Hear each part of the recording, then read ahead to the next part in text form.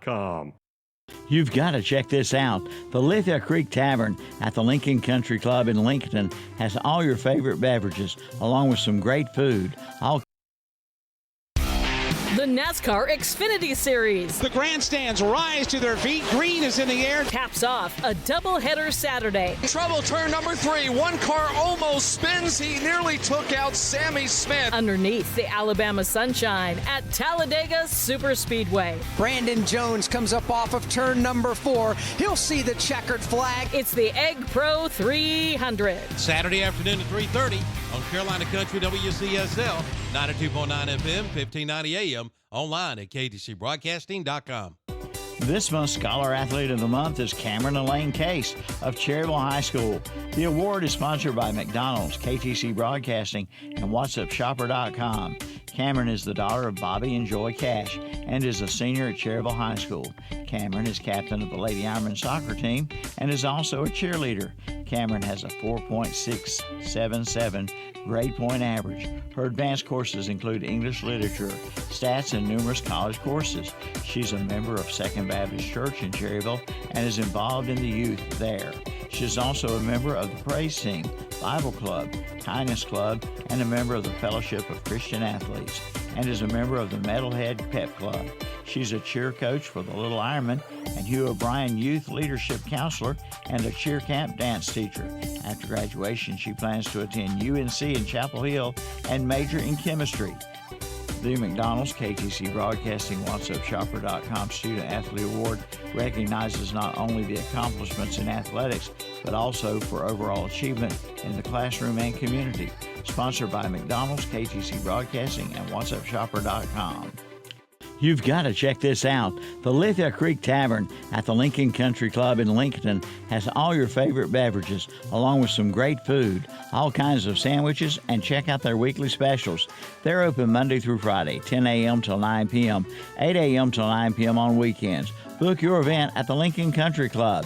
And for tea times, call the Pro Shop at 704-735-1382. The Lincoln Country Club and Lithia Creek Tavern, both at 2052 Country Club Road in Lincoln. Like them on Facebook, too.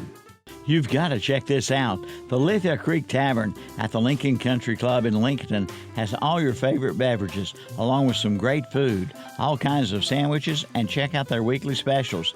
They're open Monday through Friday, 10 a.m. till 9 p.m., 8 a.m. till 9 p.m. on weekends. Book your event at the Lincoln Country Club.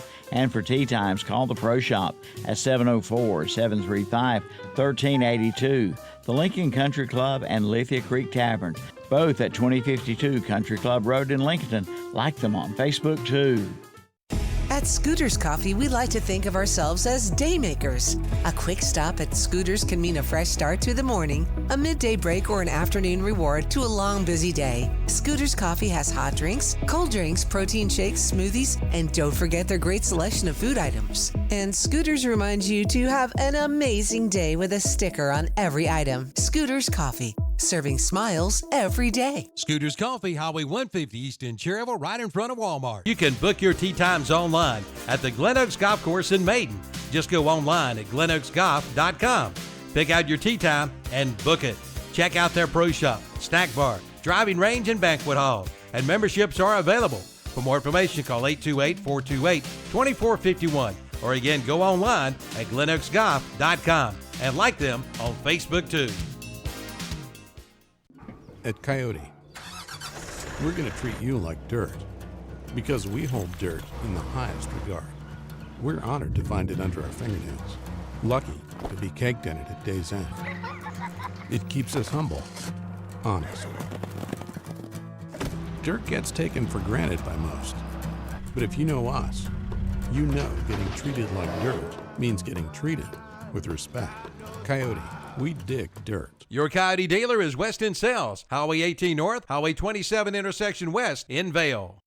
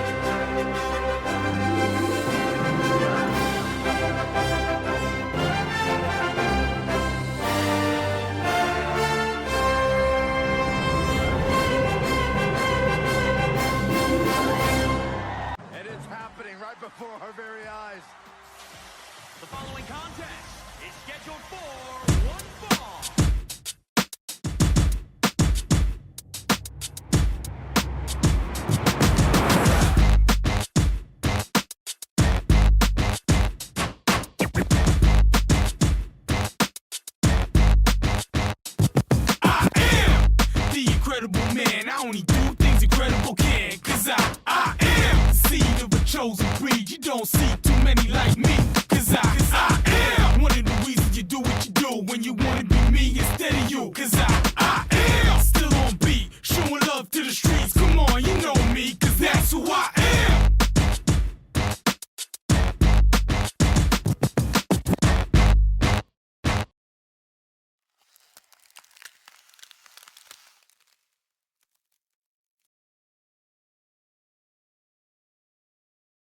Saturday Morning Sports Talk with Kevin Hastings, Chip Carter, Tom Sinifani, and Terry Reinhardt, and always JP here, making these guys sound good with a nice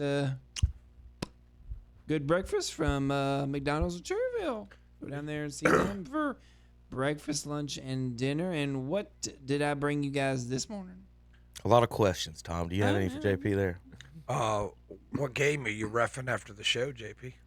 I'm actually I actually am, surprisingly enough. What world am I living in? What did I come back to? My church is hosting an event, and I'm playing the referee for it. Okay, that makes sense. I never thought I would see you in anything sports related. He is refereeing David versus Goliath reenaction at church. That's good. But that's my best guess. He said he's refereeing something at church. Terry, you got any other guesses? Hey, remember, JP, you give a few calls to David, okay? Give a few calls. Hey, we based on the turnout or the ending, Tom, we give a few calls to Goliath. Wait a minute, I didn't think referees gave calls to Tom. Tom's already betting the over on David here. I cannot believe what Tom just said. Every morning, 8:05. I can't believe what Tom just said. Tom knows when to engineer an outcome. Okay. That's right. That's the game's over. And everybody knows when he's doing it, and nobody says a word. Oh my gosh! Well, happy Tom. Go ahead. There. Tom's our Min Woo Lee. Let him cook. Let him cook. Happy Saturday, everybody. You just got to do some things. We're enjoying our breakfast. I had an egg and cheese biscuit and a strawberry banana smoothie to get me going this morning. What about you, Chip? I enjoyed my sausage and egg biscuit with my orange juice. Thank you, JP. I had sausage, egg, and cheese McMuffin with a hash brown. I had a bacon, egg, and cheese McMuffin, hash brown, and coffee. All right, boys. Well, every Saturday, we are live on the internet and live here on the radio, 92.9 FM. Got a small change for you if you're on the radio this morning trying to find us on the internet. We are trying out a couple different streaming platforms to see how everything works and for us. So this morning we're actually live. Now, the replay will be on YouTube, but this morning we actually are live on Rumble this morning. So if you are on Rumble or know someone who is Rumble, that's what we're trying out this morning. We're trying out their streaming services. So we are live streaming on Rumble. We are recording it. We will will be reposted on YouTube after the show, as always. So you can go back and watch it on YouTube. If you do miss a segment, we'll do NASCAR, golf, Major League Baseball, NBA, NFL, and more. If you do miss a segment, you can always go back and watch the replays. So we'll have all that covered for you today. We usually start on the NASCAR side because of the show before this is a racing show, and we end up with a little bit on that for our fans that are still connected to us, listening to the radio. There's my kids running down the hall. So this weekend at Talladega, no race last weekend, but they were in Rockingham last weekend at the Rock. So a big weekend last weekend for NASCAR. A lot of talk on the Xfinity cars about how they're liking those and everything about them better than the new cars. That's been the talk of the town on the NASCAR side. I had a little video of them going to Talladega this morning with the truck collar. That was pretty neat. It was a little bit too long, but you check that on our Twitter feed. I reposted that. Terry, you want to know how picky the NASCAR inspection is? Here is the winner of Saturday's Xfinity race was disqualified, and the reason he was disqualified is in this video. Oh, it's supposed to. Let's see. Why did that echo? It shouldn't echo. Let's try it again. That's supposed to be flush, and you shouldn't be able to put that in there. Correct. Okay. Thank you. So that's why he was disqualified from the race. So that's supposed to be flush, and you shouldn't be able to put that in there. Correct. Okay. Did you know they went into that much detail there, Chip? It needs to be. So that's on the back suspension.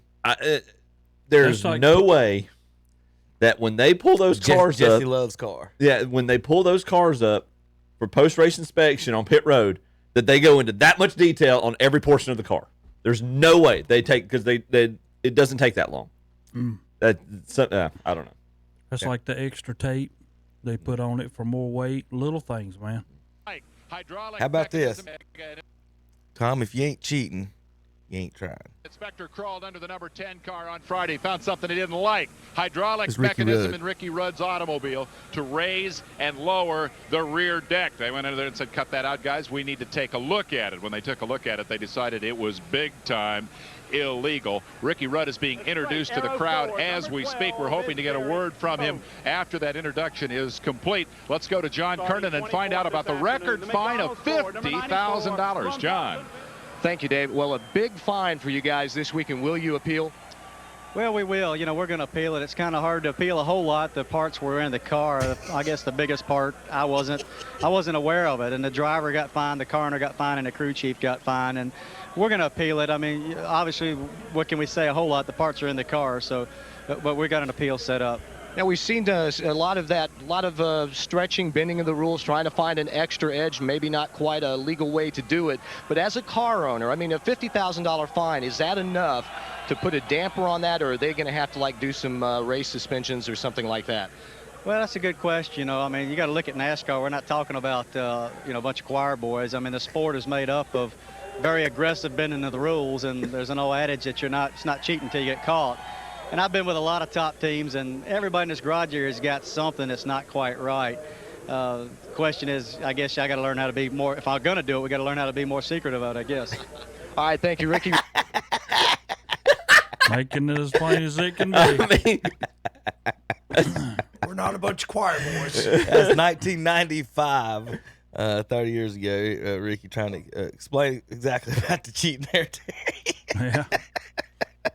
Listen to the scene in Days of Thunder when Robert Duvall's character, it's early in the film, but when they're starting to build the race car, and he does his whole thing where he talks to the car like it's a person and all that, and he talks basically how I'm going to build you, and basically he says I'm going to make the fuel tank twice as big, and we're going to put an extra we're going to put an extra part so the wind breaks underneath the car, and it's about all these ways we're going to cut corners on this. I'm like, and that goes to Ricky Rudd's point. That's exactly what he was talking about. Well, they're in Talladega this weekend. Terry, you excited? Yes. What time's the tailgate start at the Reinhardt house? Oh, well, it'll be about time for the race to start. Let's put it like that. That all pre stuff don't really get into all that. You don't get primed a little bit, huh? No. All right, Terry, here is artificial intelligence doing Dale Earnhardt Sr.'s life. So folks can rewatch this on the show. You want to see a little bit about this?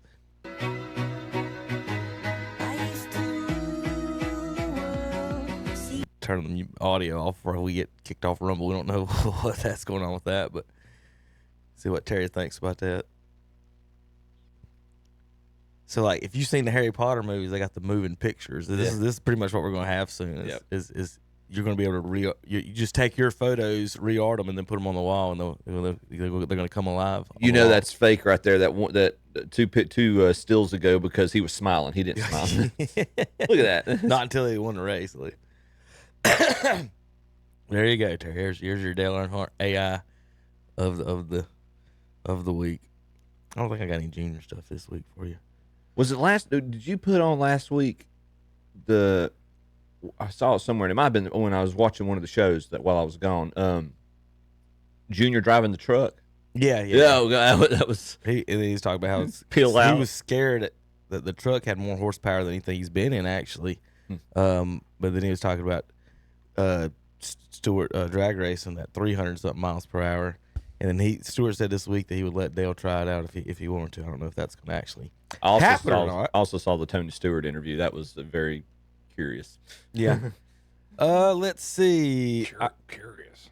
Terry, really no favorites in Talladega? Kind of No, what happens. it's everybody's favorite. Mm-hmm.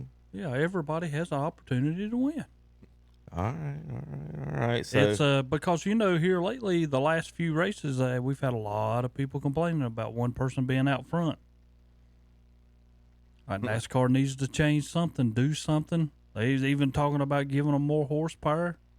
I mean, there's a lot of stuff come up. Well, that's the biggest thing that most of them are wanting is the horsepower. Make those wheels spin a little bit more. Let's see.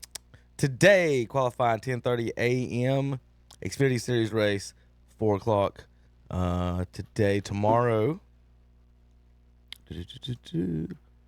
The Jack Links 500 Talladega 3 p.m. We will have coverage here on KTC Broadcasting.com, 92.9 FM, 1590 AM. Who you got as the favorite right now? Because these betting odds are a little surprising to me. What was the betting odds? I don't really have it. Like Terry just said, there really is no favorite there because. But they've got it. Whoever doesn't wreck. Yeah, they've got Ryan Blaney as the favorite right now. Plus 850. Kozlowski and Logano plus 1,000. Where's Bubba Wallace? Jimmy's not riding this week, is he? Denny Hamlin is 1, 2, 3, 4, 5, 6. He's 7th. Actually tied for 6. He and Kyle Larson both plus 14. Yep. Kyle Busch plus 1,100. He's ranked. He's the 4th favorite based on the betting odds. William Byron's 5th. Larson, Hamlin 6th. Reddick 8th. Reddick and Christopher Bell 8th. Excuse me. There's 4 of them. Reddick, Christopher Bell, Chase Briscoe, and Austin Cindric, as well as Chase Elliott. There's 5 of them. Gracious. And then after that, the next level's Bubba Wallace, Alex Bowman. At plus 2,000. So 1, 2, 3, 4, 5, 6, 7, 8, 9, 10, 11, 12. So Bubba Wallace is 13th favored. Ranked 13th in terms he'll of run odds. good. I mean, he'll be up to front. He's a little getting bit. better at the super speedway racetracks the past couple of years. All right, we're going to take a break, and we come back. We've got NFL draft, NBA playoffs, start of the Major League Baseball season, Masters coverage, and more. KDCBroadcasting.com. Mom's going to love you even more when you enter her name in the Mother's Day $500 shopping spree. Some lucky lady will win a $500 shopping spree along with some other great prizes at one of our participating merchants. You can register today at Carolina Furniture Mart, North Aspen Street in Lincoln, Hillbillies Barbecue and Steak, South Main Street in Lowell, Ferguson Ace Hardware, Highway 150 East in Cherryville, the Captain's Cap Family Restaurant, Linwood Road in Gastonia, at Dallas Express Pharmacy on Hoffman Street in Dallas, at Carpet One Interiors on East Ozark Avenue in Gastonia, at Parker Family Feed on Carpenter's Grove Church Road in Bellwood, at Full Throttle Power Sports Indian Walk in Lowell, at LDP Farms Highway 18 North in Bellwood, and at Gage Pool and Spa South Union Road in Gastonia. The drawing will be held Friday, May 9th, so get your mom registered in our Mother's Day $500 shopping spree giveaway. Hillbillies Barbecue and Steaks in Law, they're looking for barbecue eaters. That's right, barbecue eaters. Plus, they have steak, chicken, ribs, and all kinds of sides and salads. And, of course, they do catering, too. Ask about their party packs. Give them a call at 704-824-8838. That's Hillbillies Barbecue and Steak, 305 South Main Street in Law. Yum, yum. Y'all come. It's a gigantic closeout on last year's pool supplies at today's Pro in Shelby. They've got to be sold to make room for new inventory. Prices have been reduced drastically. You can save up to 50%. All pool supplies, including pool chemicals, they've got to go. And for those backyard cookouts, remember today's Pro does propane refills, and they carry Monessa and Empire Stove imports. That's today's Pro, 1325 East Dixon Boulevard in Shelby, online at todayspro.com. Like them on Facebook, too. The NASCAR Cup Series. Carl Edwards puts the green flag in the air. Returns after a week off. Trouble turn number 2. One car spins on the back straightaway. It's Kyle Larson. He got loose coming off of the corner. To feel the adrenaline of Talladega Superspeedway. Here comes William Byron giving it one final shot. Off the corner to the line. The checkered flag is waving. It's the Jack Links 500. Sunday afternoon at 2 o'clock. Carolina Country WCSL. 92.9 FM, 1590 AM. Online at KDCBroadcasting.com. Men, are you suffering with low testosterone? If so, ask about testosterone replacement for men at MidFit Weight Loss and Wellness in Belmont. Improve your quality of life with more energy. You'll be in a better mood. Enjoy increased muscle and strength and less belly fat. Your sexual health will improve. You'll sleep better. You'll have better heart health and stronger bones, and your mind will be much sharper. Find out more. See MedFit Weight Loss and Wellness, 684 Park Street in Belmont, right behind College Park Pharmacy and Textile Lanes. Online at getmedfit.com. For more information, call 704-498-1901. Tee it up for a great golf experience at the Cherryville Golf and Country Club. And yes, the course is open to the public 7 days a week. For your tee time, give them a call, 704-435-6597. Tune your game up with their driving range. And on Friday, come on out for the Captain's Choice, starting at 5:30. And for that special event, keep the Cherryville Country Club in mind, with several event packages available. That's the Cherryville Golf and Country Club, 200 Club Drive, Cherryville. Online at cherryvillegolf.com. And we're back on Saturday Morning Sports Talk with Kevin and the gang. They're talking about some kind of sport. We talking about base. Not really. Football, JP. Foosball. We got to talk about the You don't know about the foosball, JP? FL draft. Is that really a thing? What, foosball? Yeah. Oh my! I'm gonna let you Google that. I'm gonna let you Google that. Yep. I mean, I know what it is. I just didn't know that was an actual, thing. Because I mean, I thought it was more just like You didn't see the smaller movie, JP. It's okay. You didn't see the movie. It's from a movie. Oh, well, okay. foosball. Well, I mean, that comment is, but there is actual foosball, and he's. He knows what foosball is. He does. I know what foosball is. Yeah. I thought that's what you were asking. No. I just He didn't doesn't know why you were making a foosball reference. Oh, okay. Yeah, I thought it was. I thought you meant it was an actual sport. Permit me event. to translate. Thank you, Tom. I appreciate that. Yeah, there's a movie that there's a Tom's more in line with watch the the younger generation. Adam Sandler. Watch the Waterboy. Adam Sandler. Watch the Waterboy. Yeah, That's. I'll let you fill. Kathy Bates will fill that in for you. Y'all leaving? Bye, kids. Going over to the merry-go-round festival today. Go to the merry-go-round event. You better find a place to park early, or you better park downtown and walk. Yeah, because it'll be packed. There's not a whole lot of parking in downtown Shelby, but it's a nice little walk. You could probably park uptown and walk down the sidewalk and get there. Cheryl's got something going on today too. Not sure. NFL draft. The four of us have not been drafted. JP has not been drafted, and neither has Shador Sanders. I was going to say earlier when we were doing our McDonald's orders, I was like, side note, the bill was actually higher than Shador Sanders' current professional contract. So harsh. So I'm gonna. Well, Terry brought up, I think earlier, and others have brought it up. At this point, he will be making more at Colorado if he would have stayed than as a 4th or 5th round draft pick in the NFL. Because it's capped. How much you can pay the guys per round is capped. Yeah. So, a lot of questions about why he's dropped. Any of you three want to offer a what you think before I tell you the real reason? Well, this is me. I mean, if you say you're going to play in an the East-West Shrine game or whatever, and then you don't play, who doesn't throw at the combine? That's the bigger indictment, Tom. Who doesn't throw? I mean, you're a quarterback. You don't throw at the combine. Yeah. I mean, it's like, I'm a guaranteed 3 picks, so I'm not gonna top 3 picks. Hold on, son. If you're scared to throw the ball at a combine, how you gonna throw the ball in January in Green Bay? I mean, what are you talking about? You know what I mean? It's like who doesn't throw in a t-shirt and gym shorts? I just don't understand. All right, I just Tom. don't understand. So I think you're confused on the combine thing.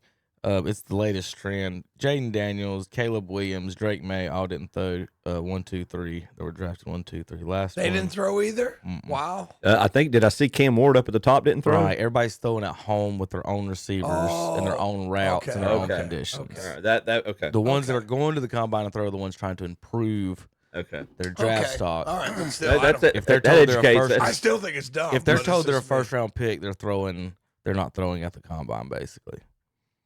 I still don't think that's the reason. That's I just think kind it's of got a lot to do. It's got a lot to do with Dad. Past examples like Derek Carr, Andrew Luck, Matthew Stafford did not throw at the combine. Wow. So basically, if you're top, you don't go and hurt your status. Here, Terry's reason. Okay. That's that.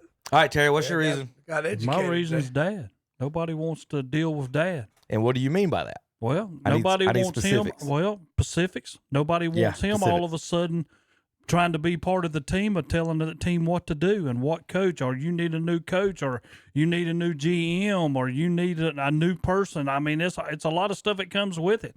Nobody wants to see Deion face to face with their program and everything he thinks his son can do better than the one that you've put out there as a starter. There's a lot of things that come with this. And I mean, I just think this was one of them things that maybe Deion should have took a back seat instead of promoting his son. And I understand every bit of that. I'm with anybody promoting their child. But somewhere along the line, you have to stop and let the process do the process. Chip, your thought? I've been asking myself all weekend long, and I'm amazed at how swiftly he went from. I mean, during the season, we were talking. He was surefire first round pick by most any draft expert that you talk to, and how swiftly he's fallen. And the only plausible thing that I can put together, you might have a better reason, Kevin, but the only plausible reason is Terry's. I don't know if anybody wants. They look at LaMelo Ball's dad. They look at. They think about.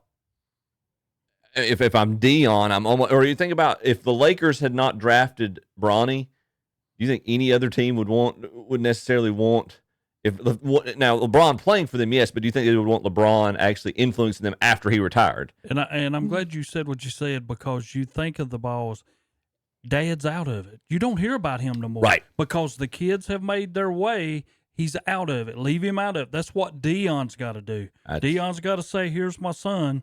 Stay out of it. Don't come commenting. Don't be doing a lot of things that you're doing still right now." The one thing I think about Deion, do you think he's right now, this morning, do you think he is second guessing not talking to Jerry Jones a little more about head coaching at Dallas right now, because he'd have a little more? His son would have been drafted by last night at the latest. I would have been drafted in the first round. Yeah, I mean, I thought their scheme, honestly, was I thought they were the ones we're going to trade up and do I thought it was going to be a Dak. Everything I read online yesterday was Dallas is working on a blockbuster. And I thought they were going to do the Dak Prescott trade to move up and do that. I thought the hiring was fake. They're whoever their fake coach is now. They just promoted their coordinator. I thought it was all because you couldn't guarantee you're going to get Shador. So I thought it was going to be an all in to get Shador at 2, sign Deion. There's the coach. Now that was just a crazy thought. But here's the deal. So Todd McShay's talking about this morning, and a couple of others had some bad interviews. Basically, what I'm getting from is, I don't think the Sanders camp thought they were obviously a top 10 pick, so they didn't really want to or give any credence to any teams outside the top 10 as far as talking to him and with them. I think that's part of the issue, is that there's certain teams that he didn't want to go to, and then the teams that he did want to go to, they may have had some bad interviews and stuff. Now, Terry is hitting on and hitting on the major issue, but he didn't quite finish the thought. The thing is that none of these other kids' dads can replace that head coach. It's not like LeVar Ball is going to complain and the GM's going to be like, okay, I'll hire LeVar Ball to be the head coach. Whoever drafts Shador Sanders can put his dad a head coach, and his dad is qualified to be the head coach. That's the difference. Do you draft a kid whose dad could take your job? Drafting him immediately puts the head coach on the hot seat. Correct. Okay. Correct. Yep. If you draft that guy, you're on the hot seat immediately. Whether he plays or not, whether he's behind Aaron Rodgers or whatever. And it never goes away. Or whoever it is. No. It never goes away. It would never go away. Whether Deion comments, says anything, or does anything else the rest of his life about any of it, the thought would be, hey, we could get Deion to coach. Yeah. If there's White Shador working out, we invested a draft pick. The whole thing. Why would I pick a guy? He's basically picking your replacement at coach. That's That's what I get out of it. Yeah. And so that's the only thing where every team would drop and miss. Pittsburgh, I don't think Mike Tomlin. He might be scared like that because he's been on they talk about firing him every year, but I think Pittsburgh that's the doesn't major fire issue. coaches. Oh man, I Pittsburgh, want to tell you something. I think that's the major that's issue not is that gonna happen. Pittsburgh doesn't fire their coaches. No, that's not going to happen anyway. You're not going to fire a guy who daggum has a winning record ever since he's ever been Bill in there. Belichick got fired, Terry. Well, I don't care. That's Robert Kraft. Tomlin. That's Robert Kraft. Tomlin takes kids. Tom Landry got fired, Terry.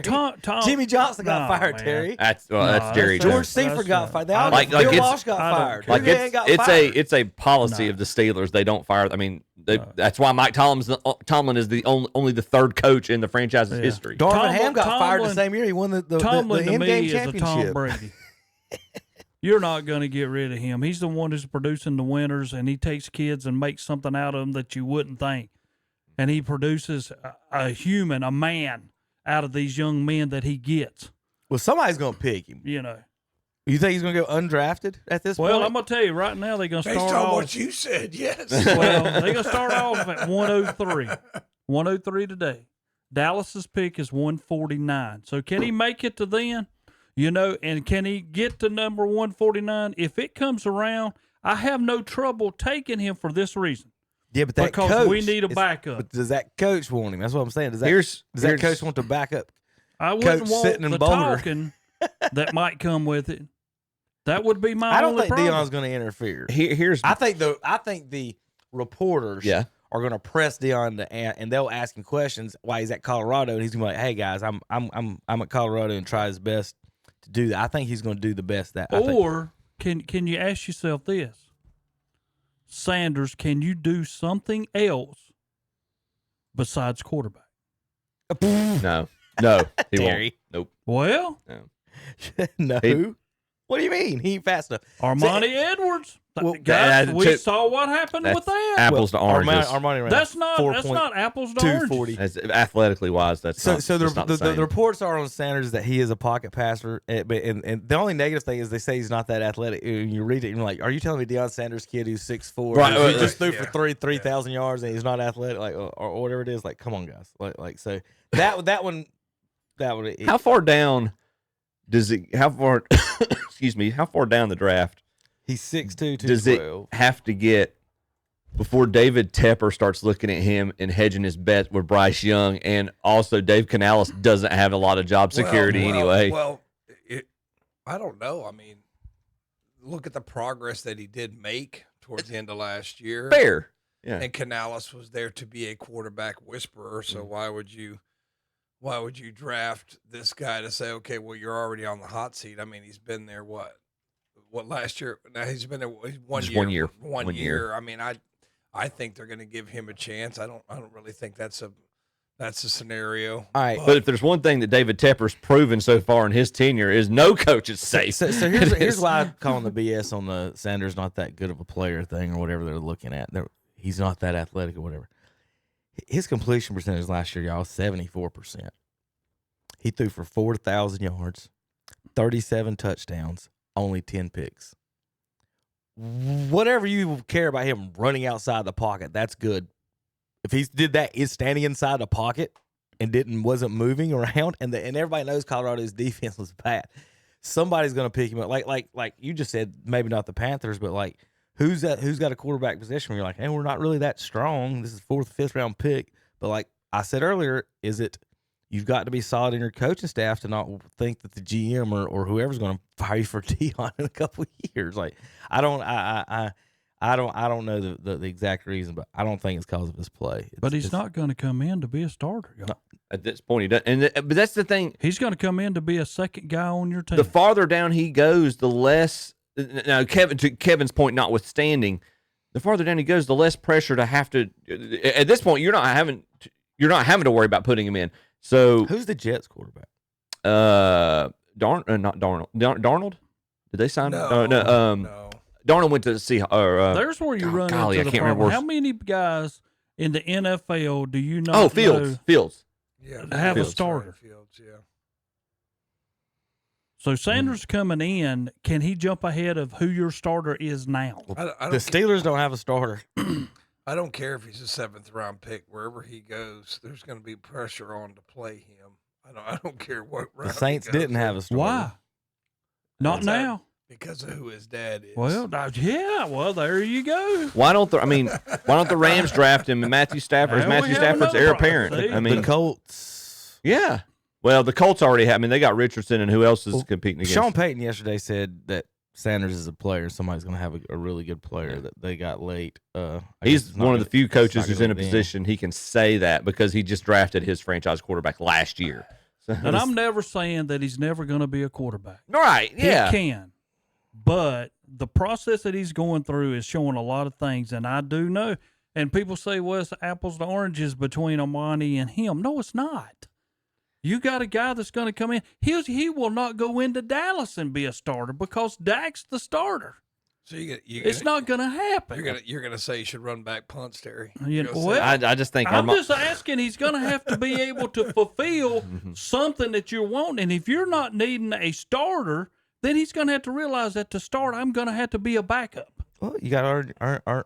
You do. You got to beat them out. Your way in. I mean, why wouldn't Arizona look at that instead of their little bitty guy out there? Yeah. Why wouldn't San Francisco look at it? That's I was thinking about the Niners. I mean, What? to hedge Purdy's bet, to hedge your bet There's with no Purdy. way he can take over for Purdy. Do you want to pay Purdy $60 million, Terry, or do you want to pay Shador Sanders $5? There's your difference. Yeah. That's what I'm saying. That's your difference. And right you've there. got a quarterback Money-wise. whisperer in Kyle Shanahan. I mean, yeah. Do you want to If pay? we were going to do something like that, Dallas should have already made a trade and got rid of Dak and Correct. brought him in. that Zach's text Yeah. Thursday night. Those on the radio show weren't privy. We were all texting each other during the draft until the Browns made their first round pick and Tom went to bed. But but Zach's whole point about draft him and trade Dak. I said that's and what was my response? That makes too much sense for Jerry Jones to do it. Yeah, but I mean, how does everybody else look at it? Everybody else is going to say, "Oh, now why'd we do this? Is this a plus or a minus? We just saved a lot of money, but did that help Dallas right now? No, that wouldn't help Dallas. Dak's a better quarterback than Sanders. I mean, we know that you can't go by college. This is the NFL. Dak has proven himself in the NFL. To what? Huh? Losing the first round? No, 12 wins a year. Tell me any other quarterback who has all that. Patrick Mahomes. How many NFL, how many NFC championships has he played for? How many Super Bowls has he got? How many Super Bowls has he won? Well, The whole NFC West. See, you can't really say all that. The whole stuff. NFC West Yes, can we take a can. flyer We on it right can. now. We I can wouldn't be say that surprised. That would be the Because it's same true. thing I as just took saying Dan Milroe. Marino I don't think is you the see the best Cardinals quarterback do it. ever. Well, he They're never won invested nothing. in Kyler, and I don't think the Seahawks just Well, signed everybody's Sam Darnold. invested in who they got, but like at some point, like I thought the Browns were going to get Milroe. That's all they, a lot of buzz was. all right, so let's go over the Panthers picks for our local folks. Excuse me, in the first round. Did anybody get a pronunciation on Tet's whole first name? Nope. All right. They draft McMillan at wide receiver. As the Panthers look to rebuild the offense around Bryce Young, they give him a great target who can dominate on 50-50 balls. McMillan is an easy fit in the offense as a true X receiver with big playability downfield. Isn't this the third or fourth year in a row we've heard that from their first round pick that was their wide receiver? He can also create big yards after the catch when utilized on screens and check down passes. They have a fun not a group bad pick. of young receivers, but But no we've said true that about number one. every receiver they've McMillan drafted. can be that No, immediately. this is the guy 6'4", that Dallas 219. That's fine. The only thing that I don't see in the draft analysis is Kenny Skin a Coon. That's what you have to be to play for the Panthers. we were supposed to have our number one receiver last year with Leggett. Yeah. I mean, how many of these are we going to burn through? Well, they're obviously admitting Legette's not going to be a number one receiver. Yeah, exactly. That's the other thing. You're conceding that. Back-to-back wide receivers in drafts, you like that, Terry? In the first round. Yeah. I think they messed up last year. And they got Legette's not the receiver they thought he was. They got a tiny quarterback and back-to-back wide receivers. What happens? This guy right here can play the position. But that's what we were saying about Leggett at this point last year. This guy right here can play the position, y'all. Their next pick, 11th ranked overall defensive end, Nick Scorton from Texas A&M. It says they had round one speculation that the Panthers would go for a pass rusher, but instead went with McMillan. And now they go with the defender at 10 sacks at Texas A&M. Their third round pick is another edge rusher, Princely. I'm not even going to try to say his last name, from Ole Miss. 15th ranked and the 11th ranked. So they picked 2 defensive ends in back-to-back picks for the Panthers. Chip, any thoughts, analysis on that one? Or Carolina, historically, when they've been good, and that when they've been at their best, their front four has been the strong suit of their defense. So I think they're investing in that, and it's even with different leadership up at the top. I think they're trying to lean into it looks to me like they're trying to lean in historically into what's made them good on defense. I will say this: I think Princely's a better guy for them to have took than the other guy. Yeah. Well, Cowboys go guard, defensive end, and cornerback from East Carolina, Siobhan Revel Jr. Terry? Yeah, I was happy. I mean, when you lost Gentry and then you lost a wide receiver to Carolina, I mean, then you had to replace 2 guys up front, and Dallas lost 2 with Smith and Fitzgerald. So now you have to put a guy in, and I think they did exactly what they should have done. To me, this is a 12 to 15-year starter for the Cowboys. And, so I was happy with what we did. A 15-year starter? Could be. A first-round offensive lineman should go 10. I don't know, Terry. Like Tom's I don't know, 15's kind of stretching a little bit there. But I'm just He could be saying, a 20, 25, maybe 30-year starter. Oh, no. You know what I'm saying. Yeah, longevity, man. I actually do. If he was drafted by the Browns, he'd probably be 3 years and he'd be working at McDonald's. But if the Cowboys get him, he's going to start for the next 15 years. Everyone Dallas gets says they have that opportunity. Yeah, they've drafted so well. That's why they've done so well. Won so many Super Bowls. Oh. Terry, do you think they should have? What about picking one of the tight ends instead to give Dak a weapon at tight end? I've thought about that a million times. God, how many tight ends? Do? I think there were like 3. Yeah, there's been a few that got off the board already. Yeah, I mean, I don't. Here's my deal, and this like I told people this past week when they were asking me. I said, what kind of trade did we make? We got Sanders. Carolina gets Rico Dowdy. 1,000-yard rusher we let go for us to pick up a 250-yard rusher. So somebody's got to be in the backfield. I don't care where you go, Jerry Jones. You got to get somebody in the backfield. Hey, man. Who's the starter now in Dallas? Probably Miles Sanders. They're gonna do what? Hey, they're gonna do. They're gonna sign a big name has-been. Leonard Fournette's gonna get signed, man. No, and you're gonna be like, oh, we're gonna hear it come September. We're going to the Super Bowl. I was in a line one time. We signed Adrian Peterson. We're going to the Super Bowl. Our Cowboy fans, and he was doing the same thing I was doing. Why didn't we go get Henry? Why didn't we go do this? Why didn't we go do that? You got to have somebody behind Dak. He cannot pass all the time. That's why we're saying. And then what do you have to do? Then you got somebody to help C.D. Lamb. Javonte Williams is now your new starter, is what it lists from Denver. Joe Milton, you got him to be backup quarterback, and Will Greer. Yeah, now here's another thing I want to tell you about that pick. He's on the Cowboys. He's on their depth chart right now. I'm going to tell you something else I don't like about this pick. You know the first thing they say about the Milton guy that come from New England?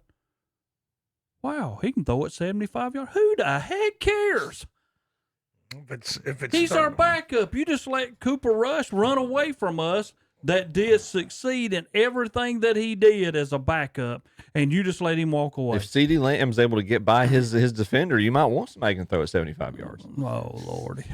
You're upset you lost Cooper Rush. Yeah, he's way better than Milton, y'all. And a lot of people going to say not. He's proven. He's more proven than Joe Milton. That doesn't mean better. Okay, so this guy can throw it 75 yards. At this point, if I'm Dallas, I'd pick Sanders. Well, I've said that. The next if point your up, quarterback's 149. If your quarterback's supposed to be good enough and qualified in his position, and he's Dak, obviously Dak is Jerry Jones loves. He can lose whatever all the games he wants. Jerry Jones is happy as long as he makes money. So Dak's not going anywhere. Bring in Shador. Time out. 149. Bring him in. What's today? What's today's date? Saturday, April 26th. Dak Prescott's questionable today right now. Look at that. It's listed as questionable. He's listed as questionable in the offseason. A lot of people are. They're on the injured reports here. Oh my God. They got like 12 people. Joe Milton, Will Greer, but yep. All right, Terry. So no tight ends there. All right, Tommy. Let's talk about these yahoos. Let's talk about the Cleveland Browns, the last place team you know what's in NFL. Hold on, we sports. got comments to get. I got audio. If he would be quiet. Yeah, I was It's not your talking a turn to minute talk. ago, Did and he you say were talking. Tommy or Terry? He said Tommy. That's me. All right, not you. we're going to go to some sound bites here in Cleveland. Hit it. Start with Carson's journey, like off the field, even before going straight to your question, because such an impressive journey, walk on, that mentality, what he's going to bring to our program from a work ethic and leadership standpoint, I think is invaluable. On the field, you're thinking of a very versatile, athletic, instinctive player with good feel, and that's something that Jim and Coach Tarf put, premium on when it comes to versatility. It gives them pieces to interchange and attack offensive differently. So I think that's what he's going to bring. Extremely productive. I can't live. Thank you. The general manager of the Cleveland Browns is a baseball guy who's a Moneyball guy who doesn't know anything about football. This lady is the assistant general manager. That was her talking about our second round number 1 overall pick. I think our linebacker there. He was the first pick in the second round. Third. Well, Tom, what was she saying? Hold on, we got more. Again, a physical downhill player that's going to, again, bring the physicality I just referred, but also someone that is going to be able to contribute on third down, whether that's in pass pro. He's a dependable pass catcher. So really like a well-rounded prospect that's going to be able to help us and play the type of football we want to play. All right, Chip, you're a Panthers fan. So right now, this lady with these giant glasses, she's got George Costanza glasses. A baseball GM is in charge of the Browns. In Dallas, the owner refuses to hire anybody that has anything to do with football knowledge as well, and calls his nephew to ask him how to scout a guy in his dorm room. The Panthers, I don't even know what to say about Tepper and his wife and all that situation as far as the scouting and the GM in there. And your Panthers have the coach's girlfriend on the field during practices. I mean, your Tar Heels have the coach's girlfriend on the field. Of all those, who's in the best organizational situation and you feel the strongest can lead their organizations going forward? Yeah, go ahead and say it. Jerry Jones. Which one of those? I would like to use the best move of all those is Jerry Jones dying. That's the best move. I would like if Jerry Jones dies, that's the best move that all of us can hope for. I would like to use a lifeline, please. Now we're going to go over to our expert in Cleveland. I want you to identify, Tom, what she just said. I think she called him a pass catcher. That time she was talking about the running back. The first time she was talking about the linebacker. I'm not saying some women are pretty darn smart when it comes to football. Okay. I agree. So she was talking about Junkins, right? She was talking correct. about Junkins. But she shouldn't be in charge of the NFL team, Terry. Okay. I don't care how much she likes football. Okay. I've got a clip here I'll show Chip in a minute. The Yes Network interviewed one of their baseball players, and it was a lady. The only person on the board. She's sitting in a big giant thing, interviewing the Yankees players after the games. Nobody else. What position did she play in high school? So every show, everything, no matter what, we're just giving all these jobs to women who she's never played football, and she's breaking down linebackers and running backs, Terry. You know as well as I do, if people that have never played football can't walk into even a high school room and break down into. She cannot come into Burns High School, Tom, and tell Kawan Pryor how to run. That's what we're talking about. She's running an NFL team. Nick Chubb's not signed. He's squatting 600 pounds. Right there's your answer. At least I know we're not trying to win. Go Browns. Now, Tom, I'm going to give you some of mine, and I'll let you rant. If you were going to this is what they did. So they had a chance to draft maybe the best cornerback since Deion, Champ Bailey, Rod Woodson, Charles Woodson, whatever you want to call it. That's what I would have just did. Instead, they decided, you know what? We don't want this generational talent. We could have drafted a defensive end that's maybe a generational talent to pair with Myles Garrett. Don't want to do that. Okay, we're not going to sign Nick Chubb. We don't have a running back. We don't have a quarterback. We should, base our team on something. Let's get how about a generational talent running back? Let's not pick Ashton Genty. They trade back, and they pick a defensive tackle. Not Aaron Donald. Who's 5'11"? A 5'11", 305-pound biscuit of a defensive tackle. Not a super superior athlete, Myles Garrett type guy. Nothing. He's just a 5'11" biscuit. Plays at Michigan. I hope he's got a high motor, Thomas, what to keep saying. But one sprained ankle from a high motor means you're not any good anymore. Right? One broken whatever, you're not any good anymore with your high motor. Congratulations.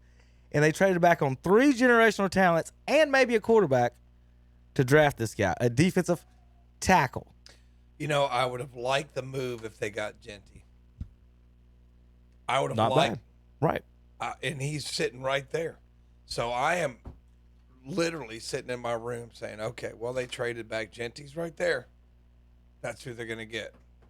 This guy, I think, didn't Barry go to Harvard or Yale or somewhere? He's an Ivy League guy. He's smart. He knows to get Genty at 5. And he The only thing that I say is he's going to play, Kevin, and I was like preaching get people who are going to play, and that's why I got pissed off at Gabriel, because he's not going to play. At least Junkins is going to play. I guess the walk-on linebacker from UCLA, I guess he's going to play. I mean, he was an All-American or second-team All-American or something like that, and so was the defensive tackle. I mean, they're all, they're highly touted college talent coming out. So, I'm not going to deny that. I just think that after they didn't pick Genty, that's why I got mad. I screamed.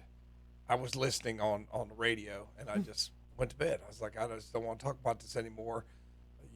You've totally screwed up and not get somebody you can get excited about. That's why I really wanted Hunter. Get somebody you can get excited about. Who's buying that dude's jersey? I'm going to buy it. I don't even know his last name again. Who is it? Oh, gosh. No. Who did we pick? Graham. Mason Graham. Yes, Mason I Graham. even knew that. Mason Graham.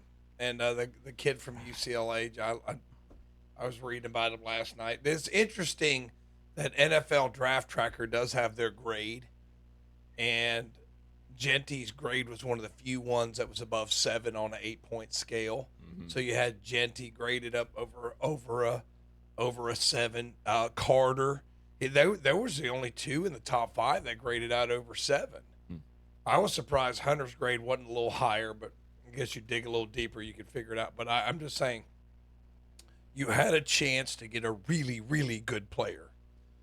And I'm not going to say that Graham's not a good player. I mean, like I said, highly touted out of college. What else they call him is a disruptor. What if he's a Hall of Fame running back? I know. I'm not disagreeing.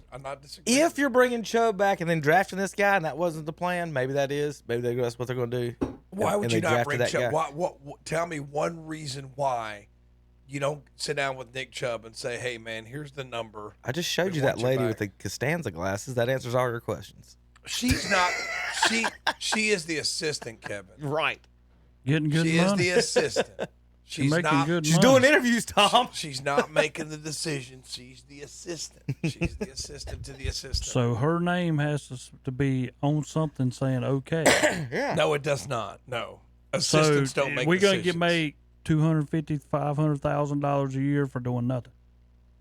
Well, I think there may be other reasons for that I'm not going to go into. Did they even pick the best Ohio State running back? In my opinion, no, because I didn't think so. Because I'm glad thought, you said that. Really, that's what I'm saying. Like, if you watch, and it's small. I mean, what stands out in my mind is the explosiveness of Henderson. That's what I liked about him. I think Junkins is a little bigger. He's a little bigger. He's maybe a little more physical. But if you watch that screen pass that Henderson caught against Texas, and all of a sudden, it's just like the explosiveness, a game breaker, a home run hitter. Get somebody you can really get excited about. You know what I mean? I'll give you, and you might not consider this apples to apples. One thing to encourage you in that comparison. Yeah. Everybody talked about Willis McGahee when he came out of Miami. But he was hurt. He got hurt in the championship game. And everybody forgot about Frank Gore. Yeah. And then those two guys split time, and who had the better career? And he fits the Nick Chubb mold more than the other running backs. I mean, like, he's good. I mean, I'm not, and I know Kevin didn't like it. I mean, I didn't mind getting him there in the second round. I don't mind running backs in the second round unless they're like a generational talent. Yeah. So I don't think either one of those guys is necessarily generational. I just liked Henderson's home run, get him out in space, and he might go the distance type, runner. That's what I liked about him. But I mean, I'm not totally upset that they got a running back because he's going to play. I mean, even the kid from UCLA, I assume he's going to play, right? You don't take a guy, the first overall pick in the second round, and he's not going to play. And then you take Gabriel. I'm like, isn't he like 27 years old? Something like that? I mean, he's been around. Yeah, he's long. like 24 or 5. Yeah. Like Chris Winkie. It's just, I just don't understand why you get him. Get another guy who's going to start. You need a wide receiver. I know there had to be a decent wide receiver available, right? I mean, I didn't break it all down. The quarterback thing don't make sense to me at all. It doesn't make any sense to me at all. No. Because even ESPN said that, and not just about Shedeur. That you read their analysis of the draft of Gabriel. They said, why would you draft this shorter, smaller quarterback when Shedeur or Will Graham's available? But you just signed Kenny Pickett to experiment with. Why would you? He's not going to play. He's not right. They just wasted a third round pick on it. They drafted another Kenny Pickett. They just drafted the same MO. He's not going to play. All right. So I mean, it's just the tight end. The tight end in the third round seems like a good pick, from what I'm seeing. They got a tight end. He led college football in catches with 117. He had 1,500 yards in 2024. Put up big numbers against A&M and Penn State. Had more than half the receiving yards for his school. He already wears the same colors at his school at Bowling Green. But I think that one's a pretty good one. But the running back and I don't know enough about the linebackers. You never know. They could be good, but I just it's high. The not picking generational type talent and just going with safe picks is, especially in the first round. It's a good formula for mediocrity. It was just weird to me. Like if you have a chance, if Travis Hunter isn't any good, whatever. I don't think anybody in the world is thinking that dude's not any good. This is ESPN, and I'm sorry to go back to Gabriel, but this is ESPN's post-draft analysis right after Gabriel was drafted. Cleveland coach Kevin Stefanski has success coaching accurate quarterbacks such as Casey Keenum and Kirk Cousins in the past. Joe Flacco and Kenny Pickett fit that mold. Gabriel also fits that mold, but so do Shedeur Sanders and Will Howard. Both would have been better options than the undersized Gabriel. All right. The odds are out. JP, have you seen Zootopia? Yes, actually, it's one of my favorites. Have you seen Zootopia 2? Well, they haven't even put a trailer out yet for us, so no. Okay. Did you know that the odds are out? And Zootopia 2 now has better odds to win Best Picture at the odds than the Dallas Cowboys do of winning the Super Bowl. You can bet on. He's looking it up. He's looking it up. You can bet on that. You can bet on that right now. I don't know why y'all even say that. Why would I walk in here? This is what makes me mad every week. This is the betting I odds. walk in this room every Saturday, and Calvin, I know you're listening, and I appreciate it, but I got to say this.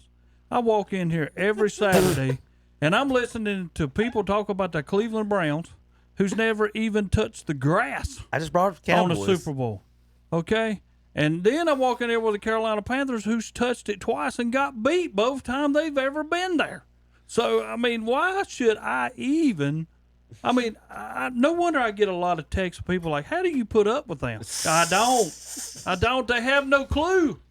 They have no clue. They're not even on the same page I'm on. When did the Panthers last go to the Super Bowl? Yeah. Wasn't it like 03, 04? It's Super Bowl 50 against Peyton Manning. No, I'm saying 03, 04, Yeah, and then Buffalo's 15 been there or a 16, lot, right? Yeah. So they've been twice in the last, give or take, And 20 you years. lost.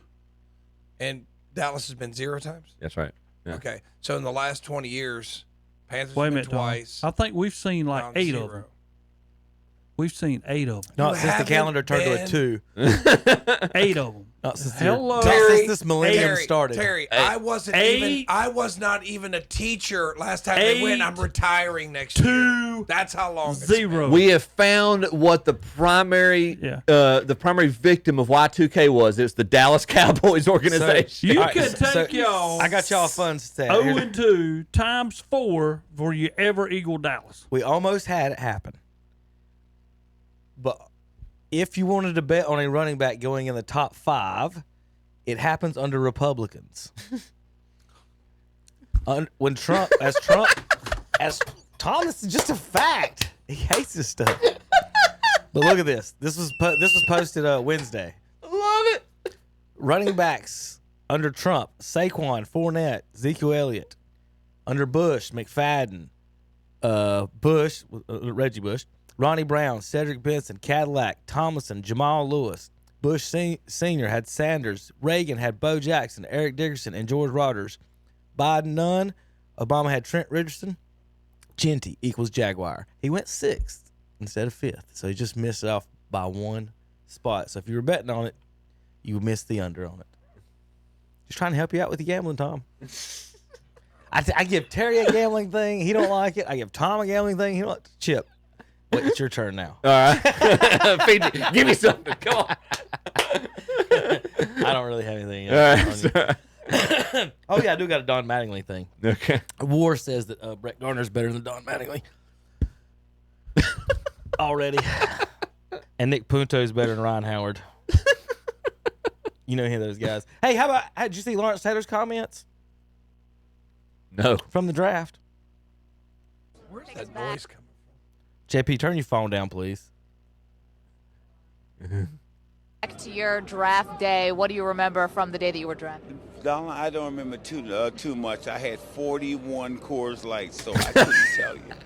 You remember 41? Yeah, I remember 41. You remember 41, but you don't remember what happened? Don't really remember what happened. I just know it was an exciting time, but it wasn't like this. You know, it was old school, and I mean, I wasn't in New York or anything. I just caught it on TV like everybody else. So, Did you get a phone call? Did you have your family around you? Excuse me? Did you get a phone call? You had your family around you? I had my drinking buddies with me. Was he in the Rams club waiting on that phone call, Terry? Who was his coach then? Do you remember? No. It was the guy before Parcells. Who was the I was talking about Brian Free, text me. Who was y'all's coach? Yeah. That was. Wait a minute. Was Brian drinking with LT during the draft? Brian, where were you with LT when he got drafted? Oh, we're going to talk about this during Cherryville High School football next fall. Listen, I love Lawrence Taylor. If anything, he's honest. Yes. He and Ricky Rudd. You got to respect. You can ask LT. He'll tell you. All right, let's see. Looking for my next one here. There's the Browns and GM. I might be about it. Any other thoughts or comments on the draft, guys? Where we're at now? What round do we think Shadur's going in? Any team that you might think it goes to? There you go, Chip. When do you think he's going to go? I think. Or will he get drafted at all? Yeah, if what? I think it's going to be round 7. He'll go before then. I think. I'm guessing 5. I'm guessing 5th. Everybody, round. give me a team that he goes to. I hope he goes to Dallas at 149. If nobody else wants him. You know, Dallas makes the most sense. I wouldn't be surprised if he's in the 7th round and Cleveland goes ahead and takes him. Why not? No, Cleveland doesn't have a 7th round pick. That's right. I looked. We're done after the 6th round. I think we might have multiple picks in one of those rounds. I can't. In that trade with Jacksonville, I think we lost. I just think the thing that hurts him now is he keeps dropping back, and you're having a backup. That's what it's going to be. He's not going to be your starter. I don't care when he's drafted. That's I think that's agreed upon. I don't care when he's drafted. Wherever he goes, the fan base is going to want to see him play. I don't care where he goes. I can see the Steelers in the 5th round. See, the Panthers have 2 picks in the 5th round. The Browns pick 166 in the 5th round. Yeah, the Browns. That's right. I looked it up. They don't have a 7th round. All right. Well, Tom, I'm scrolling back. Let's see. I'm looking for. What years did he play at Carolina? Ooh, Taylor in the 80s. Yeah. I think it was early same time, 80s, same 85. time. I think it was before that. Wasn't he there same time? 83, 84. I'll look it up. I'm looking it up. All right, Tom, I'm looking up real quick. Defensive tackles drafted top 5 Warren Sapp was in one. NFL history. Was none last year, none in 2023, none in 22. Let's see. Round pick. Here we go. You know why? None in Because 2022. Dick Crum was the head coach of UNC. Sorry to interrupt. Yeah, you're fine. Let's see. The round is the second one. you know why Pick. there's none? Because you don't select a defensive tackle in the top 5. The Jets picked. 'Cause you don't do that. The Jets picked Quinnen Williams in 2019. You know who he is? Anyone? Terry, you know what number Quinnen Williams wears? No. All right, that was 2019. When none in 18. Did you say Aaron Donald? When was Aaron Donald drafted? I don't know. Malik McDowell. Y'all know him? The great Malik McDowell from the Seahawks. You might know him. That was 2017. Nothing in 16. Nothing in 15. Nothing in 14. Nothing in 13. Aaron 12. Donald was drafted the 13th pick in 2014. There you go. Yeah. How about number 3, Marcel Darius for the Bills? He flamed out, didn't he? 2010, nobody was picked. Second overall. 2010, 15 years ago, I got you a defensive tackle that was pretty good. Ndamukong Suh. Yeah. Who ended up being an issue, though, with all And those penalties and everything. the guy picked after him, Gerald McCoy. Yeah. He wasn't bad. 2 big monster human beings is Mason Graham, Ndamukong Suh. Unless he's truly, truly generational, you do not select a defensive tackle 5. Bryant Young for the Niners. I was trying to remember. Dorsey in 2008. Bryant Young for the Niners was picked with the 7th pick in 1994. I just remember him standing out for the Niners for so long. Yeah, Tom. There's zero history other than Ndamukong Suh and Gerald McCoy Since the Cowboys have been in the playoffs, since the Cowboys have been in the Super Bowl. Since the start of the millennium, no good. Y'all are funny. Since 2000, no good defensive tackle except Ndamukong Suh and Gerald McCoy in 25 years has been picked in the top 5. Jerry Jones, I know what you're going. And they just picked Mason Graham. So, Jerry Jones, I know what you're going through. Yeah, Terry. If you can't admit it, then he can't admit it either. That's how come he says I will always be the GM. All right, we got to take a break. Any other thoughts, guys, before we go? We've got NBA playoffs to talk about, a lot of baseball, and more. KTCBroadcasting.com. For the best deals on major appliances, paint, and patio furniture, head to Lowe's in Lincoln. Lowe's also carries healthy plants, helpful tools, and a wide variety of other home goods. So if you're looking for help completing your next job or home improvement project, head to Lowe's in Lincoln. Their Red Vest staff is second to none. They'll help answer all your questions. Lowe's in Lincoln, 1603 East Main Street, Lincoln, open 7 days a week from 6 a.m. till 10 p.m. Summertime driving fun starts at Oak Grove Auto Sales, Service, and Body Shop in Kings Mountain. Take a look at a 2016 Acura MCX all-wheel drive, priced at $13,995. Also a 2012 Honda Odyssey EX, priced at just $99.95. And scoot around town in a 2013 Scion XD, only $69.95. Check them all out and more at Oak Grove Auto Sales, Service, and Body Shop, 522 Oak Grove Road in Kings Mountain. Online at oakgroveauto.com. Need a shed? How about a carport? Or maybe a trailer? Oak Grove Supply has it all. We're talking about custom storage sheds. Any size, any color, any style. Also RV carports, triple wides, lean-tos, garages, barns, you name it, they can build it. Plus, they've got open utility trailers, enclosed trailers, even custom concession trailers. And don't forget the mulch, black, brown, or natural, double ground and ready to go. See Jordan and Rusty today at Oak Grove Supply Company, 2427 Oak Grove Road in Shelby. Online at oakgrovesupply.com. Oak Grove Supply Company. They have what you need. We love baseball, hot dogs, apple pie, Chevrolet. It's a home run of savings at Abernathy Chevrolet Buick GMC in Lincoln. 2.9% APR financing on Chevy Silverados, Trax, Equinox, and Traverse, Tahoes and Suburbans. Also the GMC Terrain, Acadia, and Yukon, and the Buick Investa, Envision, and Enclave. They go together in the good old USA. Baseball and hot dogs, apple pie and Chevrolet. Abernathy Chevrolet Buick GMC, 1445 East Main Street, Lincoln. It's the 28th annual Foothills Merry-Go-Round Festival. Saturday, April 26th from 11 to 8. Sunday, April 27th from 1 till 8. All at the Shelby City Park. Thrill rides, kiddie rides, fun games, inflatables, and more. Plus Captain Jim's Magic Show and Circus Stella. And there will be special entertainment and characters including Spider-Man, Batman, and Captain America. Armbands will be $10 each day per person. Includes all amusement rides and entertainment. For more information, go to cityofshelby.com/parks or call 704-484-6821. For your next round of golf, head to the mountain. Crowder's Mountain, that is. Now, the Crowder's Mountain Golf Course has the best golf prices around. Play and ride 18 holes Monday through Friday for just $20. Good for regular and senior players. Play and ride 18 on the weekends till noon for just $30. And after 12, just $25. For your tee time, call 704-739-7681. The Crowder's Mountain Golf Course. Lincoln Academy Road, Kings Mountain, right off Highway 74 bypass. And we're back on Saturday Morning Sports Talk with Kevin and the gang. They're going to be talking about some more sports right now. I think we're going to start into basketball, playoff basketball here with Tom Sinifani and Terry Reinhardt, Kevin Hastings, Chip Carter here with you. Shock Jock Saturday Morning Sports Talk. See if I can get our view going here. What happened to the Celtics last night? They're going to sweep people, man. This is the NBA. I mean, even when you talk, you're going to say 4-1.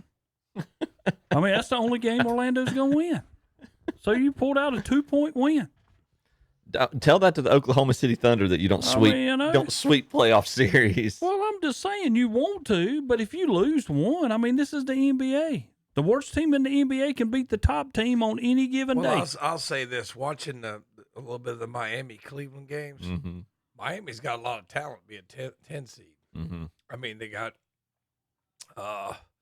Hero. I mean, they got Robinson. Bam. And they've got they Mitchell. Got some players. I mean, they got some players. I was like, this team's a 10 seed? Yeah. I mean, they got a lot of talent, man. I was like, they're pretty good, man. And I tell you, if Ty Jerome doesn't have his monster game, and then they needed Mitchell to come in because Miami had come all the way back and got it within 2.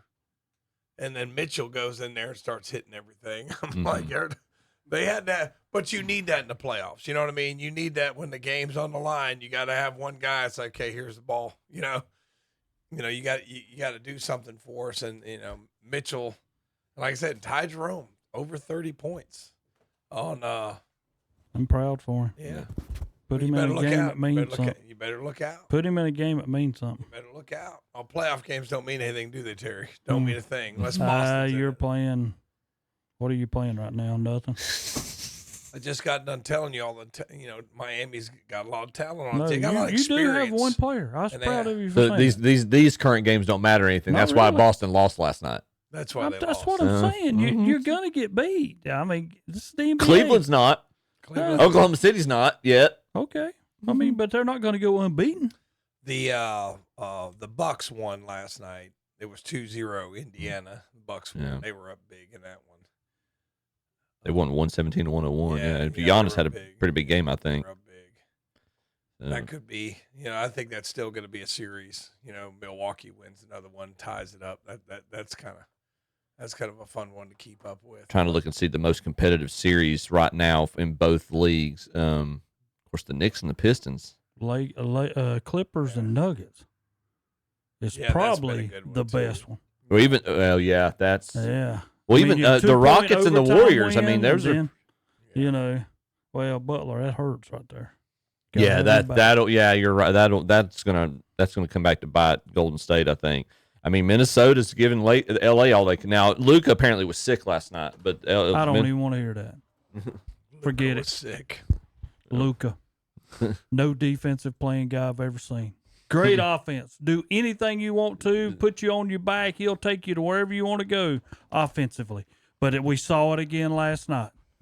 Towards the end of the game, Luka, can you play defense? They were going right at him. Well, yeah, it's 2-1 Clippers in that series, 1-1 Rockets Warriors, 2-1 Knicks Pistons. Yeah, I mean, so you got one team that's, well, besides Cleveland and Oklahoma, and that's it. Everybody else got Yeah, lost. Lakers is 2-1. They're up on the Minnesota's up on the Lakers, I should say. What that tells me, Tom and Terry, is that Kevin, that tells me that the teams, the favorites, and really the teams that are standing out right now are proving it by not losing in this round. Yeah, there you go. Yeah. Okay. OKC up. Nuggets and Clippers. Let's see. Today, 3:30 Thunders and Grizzlies. 6 o'clock today, Nuggets and Clippers. That being said, Chip, it would not surprise me if Cleveland goes 1-1 down there in Miami. Oh, right. Okay. No. Would not surprise me one bit. That's what you after. You win it 4-1. Yeah. Move on next round. If we talked to him last week, I would never say 4-0. I'd never in my life. You would have predicted that they would have swept this series. No way. All right, we're gonna go do some tweets real quick and have a little fun first. Then we'll go through the standings and our picks for the rest of the round. Did you guys? Did you do a wardrobe change? Yeah. Did you guys see the little faker? Yep. With this one, Terry. No. They got him. They got him flopping, then peeking out of his eyes. Oh.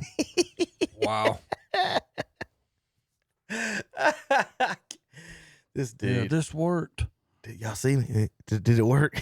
Did they call the foul, coach? They That's said. funny. They said Sure, that's your goat. that Butler's not necessarily out. That he's questionable. He might be able to play. So, did you see the drama controversy with Shaq this week? Where he had to get up and go to the bathroom. In his new diet. So he gets it. If you watch it on Rumble, you can watch Shaq come. He had to hustle it. Let's see what they say. On TV. Keep talking. Go ahead. Yeah, I think the other thing about Kawhi is, you all right, big fella? Catching a cramp? Go ahead, keep talking, Jeff. Yeah, we're on TV. I know what we're doing. Go ahead. Yeah, that's that olive oil you've been drinking. I know. Hey, take some matches with you. Barkley. Ernie Johnson just like, what in the world? So Barkley got him with that one. So the next night they come in here, and Barkley's so blind. Coming out for inside the NBA. This casual stroll. Does not notice the porta potty. I did not. And then just before we decided, hey, let's keep it a secret until the start of the show. I did not even notice. I'm blind, man. I missed the whole porta potty. You're right, Travis. I missed the porta potty. The porta potty. What party? It's a party sometime. Rarely. That's great. Ain't no way Shaq's fitting in that porta potty. He gets in it, Tom. Here he goes. That's funny you said that. Perfect time. We didn't script that. I promise. Oh, so you actually gonna use it now? Wow, that must be an oversized one. Anyway. Last night, by the way, folks. I was about to say, is that mic still hot? No, it's just Barkley. This is what we've come to. This is what we've come to. Watch Barkley. See, this is what friends do right here. Light a Get match. out of it. No, There's no. actually a lock on it. We're waiting on you. No, don't do it. Don't do it. Come on, Kenny. No. Come on, Kenny. No, do not do Come on, Kenny. Kenny, let's flip it. I'm Come on, not- let's flip it. Y'all, if they would have flipped that would have been the greatest moment in television history. Tell me it would have been, Terry. If Barkley walks over and shoulder blocks that Joker and turns it over, that's the best moment in TV history. I don't know if Chuck and Kenny could flip that thing with Shaq in it. Chuck probably weighs more than Shaq right now. Guys, I can tell y'all a story about one of those. Yeah, I'm sure you can. Yes, I can. Oh, I've seen people flipped over in them that's been used. Yes. That's clean. Yes. I guarantee they haven't been using that one. Oh, my goodness. Oh goodness. Yeah. That would have been hilarious if Shaq, if Barkley just of all those years of Shaq, acting big and bad, you just trapped yourself in a porta potty. Oh, Tom, on live TV. Drop kicked. It'd have been drop kicked. My friend group. All right. This is the Pacers trying to keep up with Giannis and his free throws. How about the fans? Here you go. 12 rebounds and just the one assist. And now you've got a sign for Giannis in the end zone. And he hits the free throw. Terry, you ever call 10 seconds on free throw shooters? I have once. Yeah. One time. Yeah. And and then the guy he got better, but it was, I mean, I have one time. Why does he take so long? I don't get it. The guys that do that. Is it a nerve? Are they just that nervous up there? Is that what's going on? Could be. I mean, there's a lot. Clearing the mechanism. Some people have to do the same routine every time, and I was one of those when I played. Yeah, but it shouldn't take 10 seconds. Everybody does the same routine. Dribble, swing. All right, let's see who's the dirty player tonight. Here we go. Oh boy. So in this series, this is physical combat on every possession, and we've got more from Lauren Jabara. So in this. All right, Tommy. What we got going on here now? Jimmy Butler's hurt. May or may not play. I think he's out for this one. Has the series changed now that Butler's out? And are the Rockets now the favorites? Terry? No. Were they not the favorites going in? They're the higher seed. I don't know about the gambling. I don't know about the gambling favorites, but you still got the Warriors, Terry, without Butler. Yes. All right. Well, no wavering there. Tommy, how you feeling about that? I definitely think it's going to make it a lot harder. I mean, isn't that really when they had a major shift in their season when they acquired Butler? Yeah. So I mean, it's hard to just say, well, no, they'll overcome them. I mean, I guess you got Draymond out there just running people over. I mean, you're only going to get so far in that. I don't know. I think I like Houston now with no Butler, but they said that injuries day to day, that he's questionable. I don't know that he's out the rest of the series, Kevin. I guess we'll see what happens. Well, they're Warriors series tied 1-1. They play tonight at 8:30. Magic and Celtics. Terry's Celtics play tomorrow at 7. They're up 2-1. Knicks and Pistons. Knicks up 2-1. Terry, you got any favorite in that one right now? That's the one that I took. You took Pistons, didn't you? Yes, I did. One? I took the You Pistons. still feel they're going to win, or how you feeling about that one right now? This is when a new team is learning how to play. Mm-hmm. I mean, it does make a difference. And I did take the Pistons. They went from 14 wins, to 46. I mean, you take it. And I don't think the Knicks, and nobody trusts the Knicks, because even if the Knicks get by here, they're going to get beat. They're not going to no championship. Can't. Never will. They're done. Simple. Can't never could, Tom. I'm just telling you. Trust me. For the record, the only other time he reacted that way so far in the show is when we were talking about the Cleveland Browns draft picks. Terry, name 3 starters for the Knicks. For the Knicks? Yeah. Bronson. Okay, that's 1. Towns. 2. Hart. I mean, this is not a scam. All Americans can apply for the 2000. Terry, at least he actually knows who's playing for the Knicks. I mean, that's better than he usually does. But they're not. They're not an accomplished team. Ask them about playing the Cleveland and Boston. Did they win a game this year? Maybe won one. Didn't they knock out of the whole year? They knocked Cleveland out of the playoffs last year. They won't have to worry about them this year. Boston take care of them. All right, so Boston's going to take care of that. If you don't know Terry, he's a Celtics fan. He feels they're going to win everything. So, and he's a Cowboys fan. He feels they're going to win everything. So, there for our new viewers online, there, if you want to put your backing behind Terry, there you go. Tom, I think we are NBA defending champions. Well, you are NBA defending champions. Okay, Terry. That is making correct. sure everybody knows that. That is correct. That is correct. Tom, do you know that? He's making sure you know that. Yes, I do. I do know that. All right, so Pacers and Bucks. Any shifts on the picks on that, Terry? What do we got over there? Anybody go Pacers in this series on our picks? Yeah, a few of us did. Matter of fact, let's check. Zach, he went Pacers. Mm-hmm. Tom, he went to Bucks, and I went to Bucks. I went Bucks too, did I not? Yep. All right. So well, right now, Indiana's up 2-1. Chance to get even though. Chance to get even at home. Mm-hmm. So that series still up for grabs for you, Terry. It ain't over yet. No, that's not over. All right. Cavs and Heat. Tom, you Cavaliers. Everybody took the Cavs. But I'm telling you, there's that Miami team has got a lot. They got a lot of playoff Got a lot of experience talent, on yeah. that team. They have a lot of talent, So I think, like I said, realistically, a split down there in Miami, and then Cleveland comes back and wins games. Game 5. Y'all and got end the defensive series. player of the year. Yeah. So This is a big if. I'm curious how the Heat, if he was still happy being there, how this Heat team would look if Jimmy Butler was still on that team. All right, looking at these, these 8 seeds and 7 series. Can we get away from this playing game tournament? Can we stop doing this, please? The one to make it to this, right? Well, can we just like some of the guys said? I think it's making too much we money. played 82 games.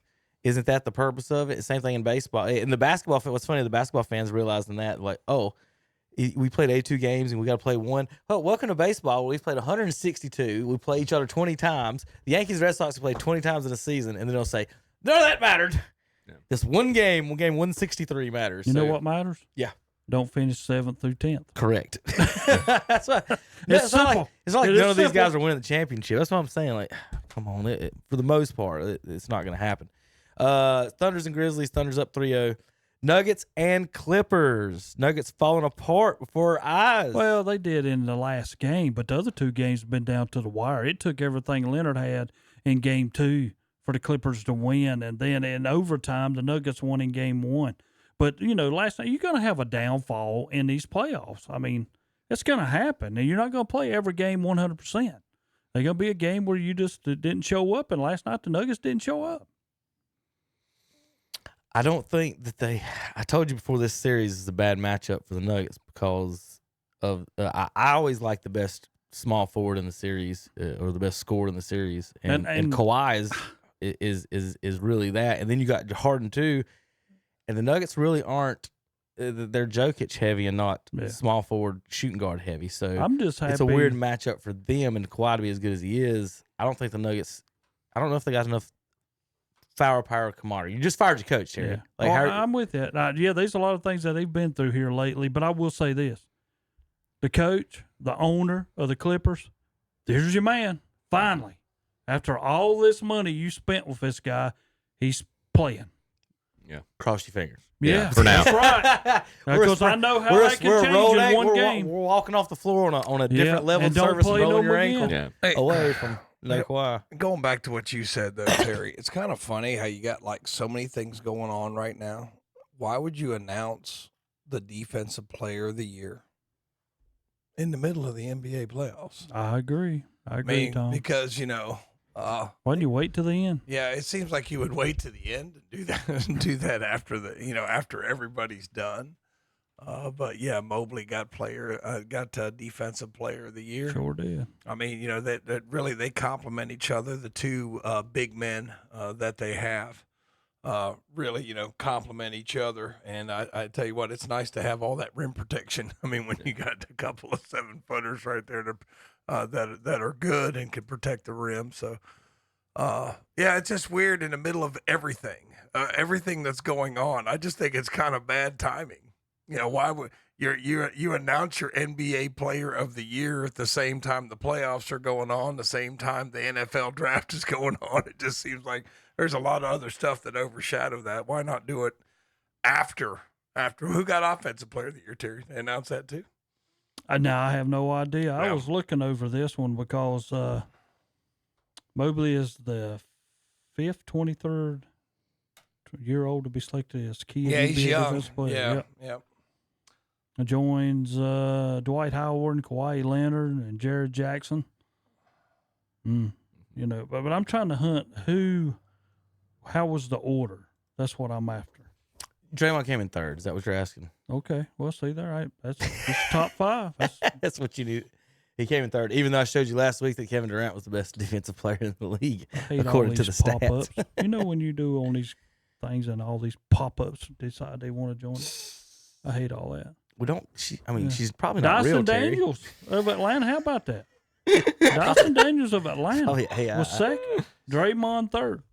There you go. Yeah. All right, Lakers and T-Wolves. Draymond was really third in that voting. T-Wolves lead 2-1 in that in the series. Anthony Edwards averaging 27, LeBron at 24. Gobert 10 rebounds a game in the series. Let's see, Luka averaging 28, LeBron Offense, 26. period. That's all he's got. Terry can. Did anybody pick? Who all picked the? Did anybody pick the Timberwolves in this series? Let me ask you that. I don't think we did. No. I think everybody went Lakers. Yeah, no. I thought it was a good even series. But I'm gonna tell you something else they mentioned last night, and I will say this: the game last night, and I know it's only one game. That's the way I always look at things. But did you miss Anthony Davis?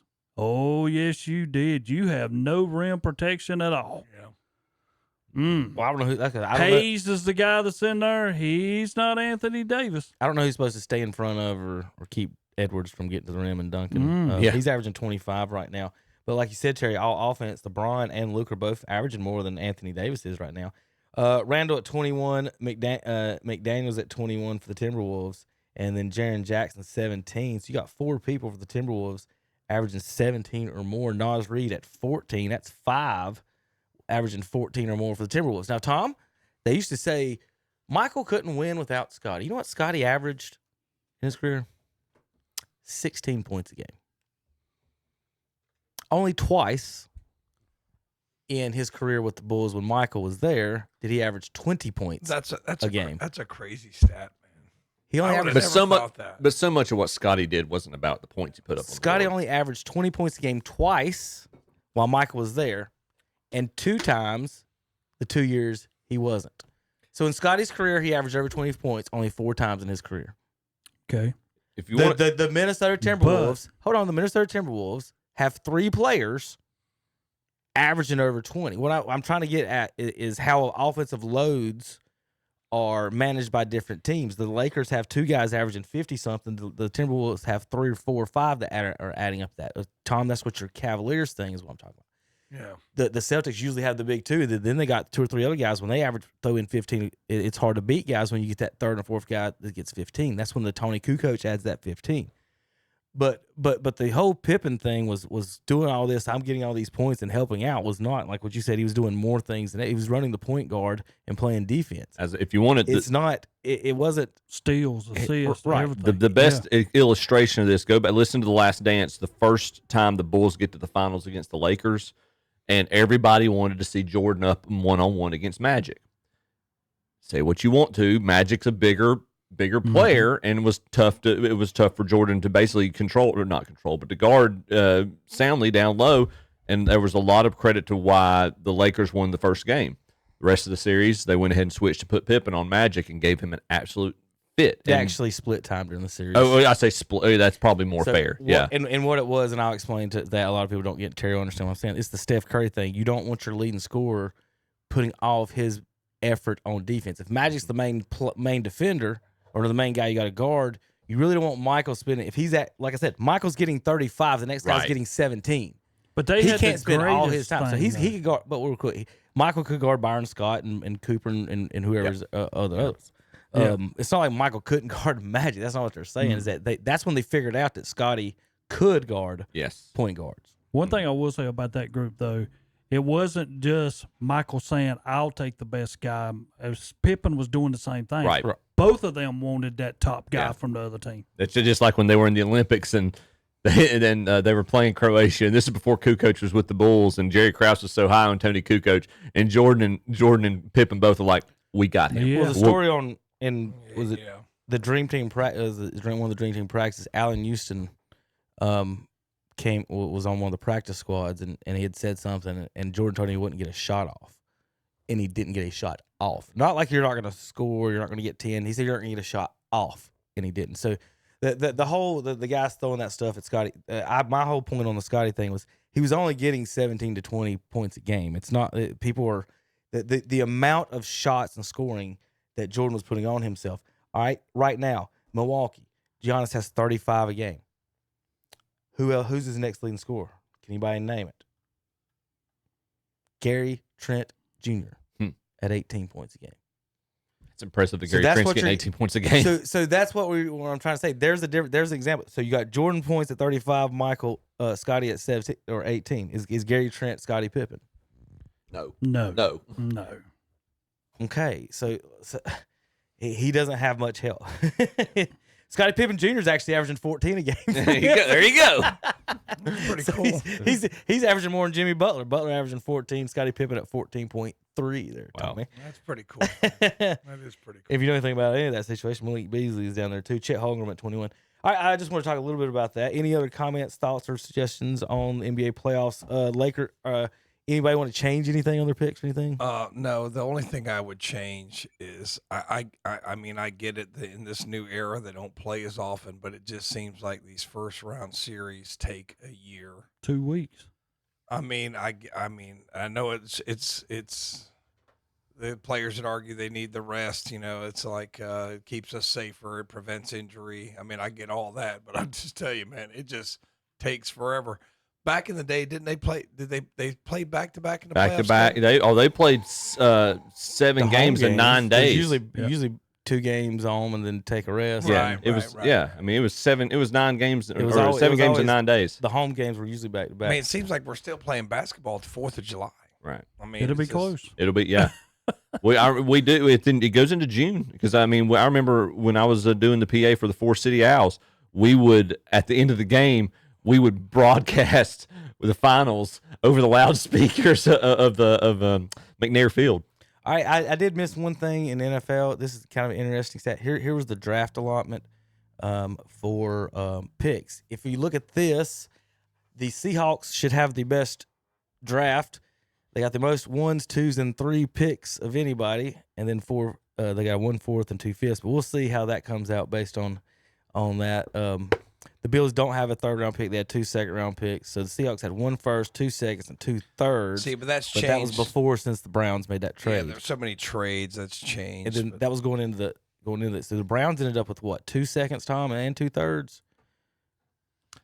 They ended up with 2 thirds. So they ended up with the same thing as the Seahawks. They did. Gotcha. But they don't have a 7th, and I'd have to look it back up. I think they traded away a couple of those 6. What if they trade back in the 7th and draft Shedeur Sanders? What if that happened? Somebody trades a practice squad wide receiver Terry for a 7th-round pick and drafts Sanders. All right, we'll be back in a minute. We're going to talk a little baseball, and of course, we always have some fun, some sound video. We're going to have a lot of that too, a lot of fun stats. We're going to talk war and more, but first we are going to hear a word from our president about the situation there, Tom, that's in Cleveland. I think they changed the name of the Cleveland Indians. Why would you take the name Indians off the Cleveland Indians? And now it's called the Cleveland something else. Guardians. Right? Guardians. It just doesn't make sense to me. So we're about bringing common sense back to this country. And it may be popular or unpopular what I'm saying, and I've just said to you, he's a nice guy. He got a lot out of me on this one, but I think most people agree with me. I think it really is demeaning to Indians. But to change the name of the Cleveland Indians, as an example, to the Cleveland Guardians is not the same, and I'm sure it has. So he's on your side, Tom. You got the president of the United States involved in the Guardians name. We'll be back in a minute. KTCBroadcasting.com. Plan now for the annual Spring Open House at Hoju Outdoor Power in Shelby, Friday, April 25th. During that day, take 15% off all Husqvarna, Red Max, and Shindawa handheld power equipment. There will be special pricing on all lawnmowers. Factory reps will be on hand. Plus, there will be 0% APR financing available on most mowers. Plus, door prizes and free world-famous City Lunch hot dogs, chips, and soft drinks. Friday, April 25th, Hoju Outdoor Power, 110 Grigg Street off South Lafayette Street in Shelby. The inventory has to be reduced at Hendrick Appliance and Mattress Center in Shelby. New inventory is coming in, and the warehouse is jam-packed full. Prices have been slashed on gas ranges, dishwashers, dryers, freezers, refrigerators, and even mattresses. You save big money right now. And the selection has never been better. Don't miss it. The inventory reduction sale Hendrick Appliance and Mattress Center, 1241 East Dixon Boulevard in Shelby. They're on the right going down and on the left coming up.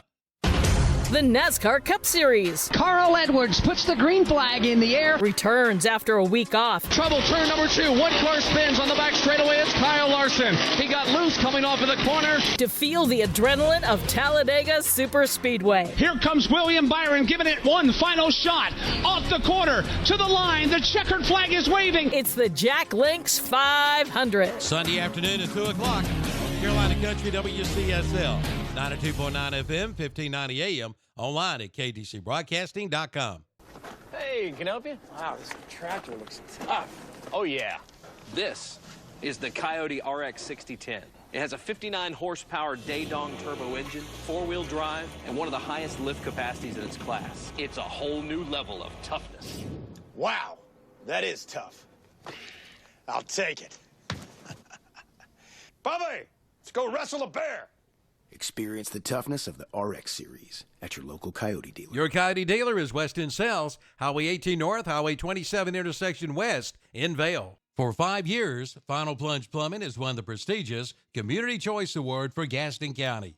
Final Plunge Plumbing is a full-service plumbing company, including water and sewer main repairs, water heater replacement, with names like Ream, State Select, Renai, and Navion.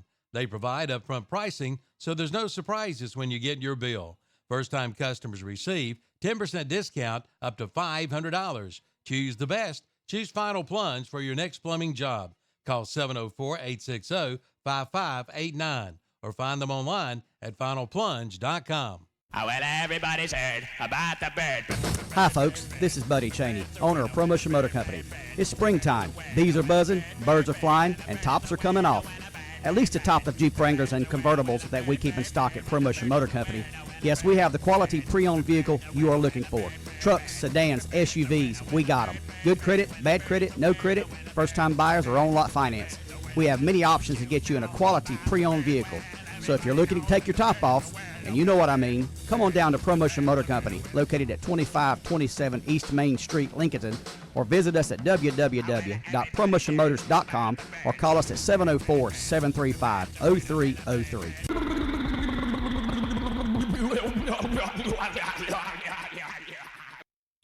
And we're back on Saturday Morning Sports Talk with Kevin and the gang. Kevin's laughing about something. He's laughing like the joke. All right. Oh, gracious. Because I just set Chip up. How? We're talking baseball. Yeah, exactly. Oh, baseball. So this week, Monday, I took a little trip to Atlanta to see. We went. Calvin went as well, and the kids went to see the Cardinals and Braves. Few comments on everything. Braves Stadium, Truist Park. Chip, what color are the seats at Yankee Stadium? They're like or navy or dark blue, like Yankee. Or Terry, what color are the seats at Royal Stadium? Do you know? Like a light blue, like the color of Cardinal Stadium's red. Yeah. Let me guess. Keep going. The walls are in St. Louis. The walls are green. A lot of what's the stadium colors in New York? Are they blue or a lot of it's gotten like concrete gray? So I'm in Atlanta. All the seats, all the walls, everything is green. Okay, well, that's what I didn't think that was where you were going with it. It's green. So like you're sitting in the stadium. So if there's any empty seats, because most of the fans are wearing what color? Navy or red. Right. And you know the Cardinals fans are wearing red or Carolina or the baby blue to differentiate. Yeah. So when there's nobody in the seats, you see a sea of green. Guys, I swear that stadium, 90% unfilled 15 minutes for the games. Wow. I'm talking people would sit down next to us in the third inning. There was a family of 6, 3 kids under 5, come in the middle of the third inning of the third game and left in the 6th. We were sitting next to the dugout. How much do you think those tickets and time cost for them to and they bought the tickets for the little children too. They were using seats. It's not like they were there for free. So the amount of money and time and people can just waste that people can just waste like that. Yeah. Blows my mind in some instances. How like you can sit there and we got to the ballpark early. We're trying to get ball. That's a little bit different. Yeah. But we're making sure we're there early. We're seeing first pitch. How do you get to a major league game in the third inning and leave in the sixth and seventh? And I saw that a lot of people. I'm not saying just Braves fans, right? I'm just saying people in general just don't care. But the thing about the park thing I was making about the green thing is that to me it's a team. It's a team thing. Like there is no. I just feel like I was in a random park. I wasn't at Brave Stadium. Right. There's a logo up in center field with a big A. Yeah. Yeah. But the stadium's not the same color as the team. Like Turner Park was navy blue. Yeah. That whole field. Fulton County Stadium. Have either one of y'all been to the new one yet? I've not been. That's the third time I've been to it. Yeah. But that's just some of my comments. I'm surprised with it being Truist Field that it wasn't purple. If That's why I thought you were going with that. If you sit in the back 10 rows of the lower section, or maybe 15 rows, you're covered from the sun and rain, which is good, right? But you can't see the scoreboard. There's a huge, gigantic scoreboard in the center. You paid whatever you paid to sit at the lower level, and you don't know who's batting. You don't get to see all the fun games. You have to watch a 32-inch TV flat screen in the corner underneath the awning. Wow. As opposed to being able to see. Now, that you when you buy a ticket in the outfield, I probably can't see the jumbos to my side. But if you buy a seat on the first base dugout line, lower level, you think you're going to be able to see everything going on in the stadium. You can't see nothing above the outfield wall. So any of the signs. So looking for where we were setting the first day on Monday, looking for we finding the score, the at bats. I mean the count and everything. They had it on the side scoreboards, but those are the ones that change. Like, hey, this is this company or this is this company, and they change every 30 seconds. So just trying to figure out the score and time a lot of the time was hard. Got to bring your own book. Hey, oh, you did. Some people do that. They do. Those people that do that. So Cardinals known chokers. Neither one of these teams are any good, by the way. So just going to tell you that. Watching these guys play was trying to see who could lose the best. Nolan Arenado has been questioned by Cardinals fans for his effort and wanting to be traded and everything. You guys, and so we get down to the bottom of or top of the ninth. Both games the Cardinals lost. They were winning the whole game until the end. But here we are on the top of the ninth. The Braves scored in the eighth to go up, just like they did the other game, the Wednesday.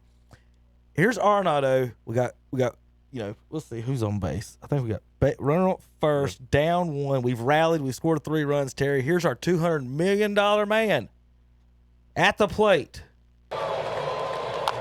Didn't mean to. That is a fair ball right in front of the plate.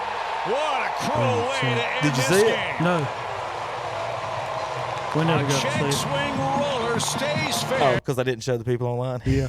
I didn't switch over, hit the wrong one. All right, let's go. For the people watching online. Didn't mean to. That is a fair ball right in front of the plate. What a cruel way to end this game.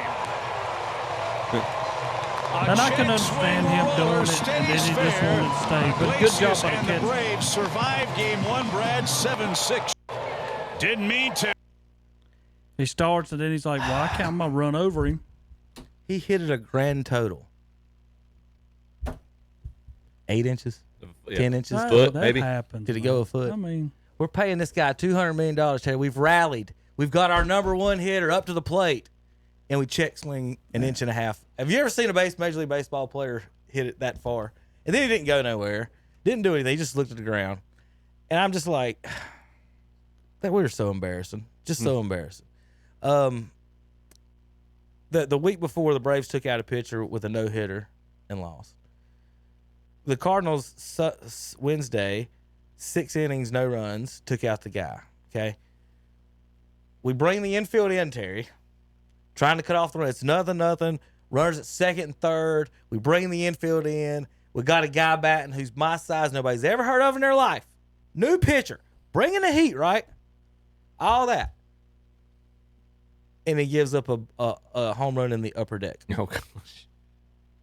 Glad you brought the infield in. That's what I'm saying. I'm glad we brought the infield in so he could hit it in the upper deck. It's just ridiculous. The coaching that we do, we change the lineups every day. Everybody's playing a different position everybody's batting in a different position every day. It's the coaching is just horrible. You see the effort. We got our best player doing this crap. Now, the Braves have been in a problem with the hustle of the players. Acuna talking about the other kid that got thrown out at second the other night, saying he would have got taken out. Yeah. Then Osuna, right in front of me in this game of Dad, they hit a ground ball to the first baseman. He don't even run to second. He just stands there and lets them tag him because he knows he's in no man's land. Wow. Didn't attempt to move, Terry. Not that he was like, hey, I gave myself up and kind of jogged. He just stood there and let them walk over and tag him. He got his lead. It was a ground ball to the first baseman, and I swear to God, Osuna just stood there and watched the first base Contreras walk over and tag him. So, like, we talk about this in basketball. At what point do these guys get paid so much where, Oh, yeah, I agree. We're not even going to try on But this. if a coach would do his job, which he's scared to do that because he's scared he's going to lose his job. Correct. Is to take him out the next game and don't start him. This is how you're going to learn, and then maybe bring him back the next. But you got to put some kind of stipulation that you got to do something. All right, what's the? I was waiting on. Tom when he comes back. There's an umpire call. I wanted on that one. I'll skip over that one. I'll show a couple of pictures from St. Louis. We'll talk a little bit about the stadium here. Not St. Louis, of Atlanta. Here's a question for you guys. At what age? At what age are you no longer should be a bat boy? And be a Batman. That was my question. Be Batman. At what age should this say Batman or Batman instead of Bat Boy? And Terry, what age should you not be a Bat Boy? Should it be like ages 20 to 60? You shouldn't be allowed to be a Bat Boy. I don't mind the 70-year-old guy sitting down the line. They hit a ground ball to him, he falls over, everybody laughs. Hey, well, but this guy's like 30. Wait a minute, I'm about to show you his face. He's got a James Harden beard. JP would agree with this. If we're going to call him Batman, that's not the uniform he needs to be wearing either. That's what I said. This guy's he looks like James Harden wearing a shirt that says Bat Boy. Terry, I have so many problems with this. Do you not? I mean, do you understand my questions? Yeah, I understand your questions, but also can we not get somebody younger than 30? I would say it need to be somebody. If you're not eligible to be a choir boy, you don't need to be a Bat Boy either. Should they not have some type of like or program, Terry? How about a program with local high schools? Yeah. Okay, or local colleges, local middle schools, local community colleges, where sign up to be a Braves bat boy. You're under 21. Yeah. This guy's in his 30s with a James Harden beard out here snagging balls. Could have a disability. Terry, no, he did not. I mean, I was standing there talking to him. He did not have no disability. You know, yeah, he did. He thinks he's a child. That's his disability. He was perfectly fine. He's walking around downtown with that uniform on. That's why he's doing that. Is that a full-time job? Like, that's what I'm saying. Like, this guy, he's got a water. Look at that. He's got a water jug. He's got to stay hydrated. I know, Terry. Like, how much? How much beer can he fit in that? Yeah. He's over 21. The bat boy's got a keg over here down the third baseline for the Braves. I couldn't get over this. I really couldn't. Now, here's one thing I did want to talk about.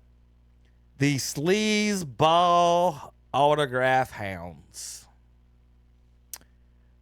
So, like I said, I'm a St. Louis fan. And here's the thing. So when McGuire was playing back in the day, you would go to these stadiums. They would open the gates 3 hours early, and you would get to see both teams take batting practice. Mm-hmm. I told you last summer I went to see the Cardinals. Saw them for 2 days in St. Louis. Didn't get to see them take batting practice once. Yep. Got to see the Marlins take batting practice. That was one of the biggest things as a kid is getting to see the players hit the ball in batting practice. The players are throwing balls into the stands, foul balls in the stands. It's so interactive with the kids. I don't know if it's a Major League Baseball thing, but for the most part, I've been to these two, the home team bats before the fans get in the stadium now. The Braves did not bat in 3 days in front of the fans. I was there for 3 days. They did not bat in front of the fans. The Cardinals batted 1 day. Skipped the second day. Third day they just came out and stretched, ran around and threw some. So in 6 chances to see batting practice, we saw 1, and it was the Cardinals. So if you're a Braves fan, why would you go to the park early? What point getting to the park early to pay for a $20 hot dog would you do? So I don't think they think about some of this stuff as far as the fans go. So the Cardinals fans, we did get to see that they were on the field. So we go over to where they're at, on their side of the field. Well, mixed up in the group is a bunch of little Braves kids wanting their little autographs too. So like Cardinals guys want to help out the Cardinals fans. They're trying to give Cardinals guys, but we're mixed in with the Braves kids. Now I'm going to complain about the kids being over here, whatever. Kids. But again, your team's over there. If y'all can't get on the field, that's fine. My kids are over here trying to get Cardinal stuff. Don't come over here and say, hey, I'm just a baseball person, whatever. But the sleazeball autograph hunters really pissed me off the other day. One guy shows up with a binder, okay? And he's got every player from the team's card in this binder. And he walks up to me, and the Cardinals don't have their jerseys on, right? And he goes, who are these guys? And I said, St. Louis Cardinals. He goes, well, no crap, I know that. And I was like, well, who are they? He goes, well, who are they? I said, well, I can only recognize a couple of them. They don't have their jerseys. He said, are you not a fan? I was like, yeah. I said, are you? He goes, well, I'm just trying. I'm here getting some autographs. I was trying to figure out who everybody is. And I said, well, I don't know exactly. Everybody said, so that one's the pitching coach, whatever. I said, I can't help you. He kind of got pissy about it. Like, I didn't know. I wasn't going to help him out and tell him who the guys were. So, Terry, he stomps around to the other side of the bullpen where they're warming up. And the bullpen is 25 feet high. He starts leaning over the bullpen. Hey, holding his binder out. There's kids everywhere. None of the kids are acting like this. They're just waiting, being kind. He is leaning over in the bullpen with his binder. Hey, guys, y'all sign my binder? I'll drop it down. Here's a pen. He pulls out a bobblehead out of his pocket. Hey, sign a bobblehead too. And I'm just sitting there looking at him. And I've got a picture of this jackwagon right here. The guy in the gray right here. This is Mr. Autograph Hound. No kids with him. Nobody else. So if you see these people at these games, call them out. Because I did this one, and I'm going to show you the one I called out. His sleazeball McGruff over here. You'll know what I'm talking about right there. They had to start. He looks like a sleaze. His hair's slicked back. Yeah, they looked. You wouldn't let your kids sit nowhere near this guy. Yeah, they had to. They really had to start enforcing. You know, the PNC, the father-child golf tournament that they do in the wintertime. Mm-hmm. They had to start enforcing because that's one of the reasons guys like Jack Nicklaus and Gary Player stopped playing it because these guys knew that that's one of the few areas that they would have access to these guys during the week to get autographs, and it became just insane. So Terry, you're looking down at this group of people. My son is the only Cardinals fan in this group. Yep. 4 Braves kids, a sleazeball autograph guy, and a Cardinals guy. Rocking the Guess Aussie who's Smith. the only one that didn't get an autograph? Oh gosh. The one in the freaking Cardinals stuff. How about that? Sleazeball goes down there and reaches over the kids and hands his thing over the kids. The player's not even looking at it. Yeah. And he gets something signed by his. He walks back and says, way to go, dude. You be sleazy. My kid's trying to get an autograph and you're reaching over kids. And he just looked at me and he knew I was going to keep talking junk, so he wandered away from there. Yeah. But like, you see, that was the group. That's I can't remember which player that was. One of the relief pitchers. I don't know his name, but again, that's some of the things that you're dealing with these things is that these guys like this want autographs to put in their little books and sell in their little stuff, and that's way more important. And I just showed you two that I know just for one day. There he is sitting there next to me. If you're in Atlanta, sleazeball Sam right here is going to try to steal your kids' autographs, and I ain't afraid to call him out on it at all. I did meet some Cardinals fans. It was fun. Terry, that day, pretty much after he left, some folks come standing next to us, and they're wearing Cardinals gear, and one of the guys threw, one of the pitchers threw a baseball to Belle, and I had her glove on. It's not broke in yet, so it comes and rolls. It hits me and rolls out in the group, and the little girl beside us picked it up, and the woman said, "No, that was her ball," and she let my girl have it. I was like, "Thank you. I'm an idiot. Shouldn't have dropped it to begin with," but they're from Hickory. How about that? So they're Cardinals fans from Hickory.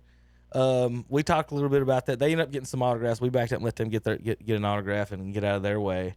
But then we met another group. This lady comes down and she's holding Go Cardinals jersey, wearing the Rockford Peaches costume with her daughter, and they've redone all the patches to St. Louis Cardinals patches. That's cool. She was originally from St. Louis, but they moved to Atlanta. But she said they were just talking. I didn't get a picture with them. Austin did get to meet Brendan Donovan and get his picture. That's the pitching coach's signature as well. He played for the Yankees. Donovan tried to give his he came into the stands and sat in the first row and signed autographs for like 30 minutes and talked to people and took pictures of people. Austin got in line, But Terry, while he was sitting there waiting on it, Austin like stepped to the side while he was signing it, and Donovan didn't look up. He just handed the helmet back to the next kid in the line. Austin lost the, no, that's mine. But he was further down the line, so I didn't get to get the picture. I got a video of Austin running back from there getting it. Yeah. But I didn't get the actual picture with Brennan because he was close to the dugout, and I was trying to hold our place down the left field line. So I did get his autograph, the pitching coach's autograph. He was nice.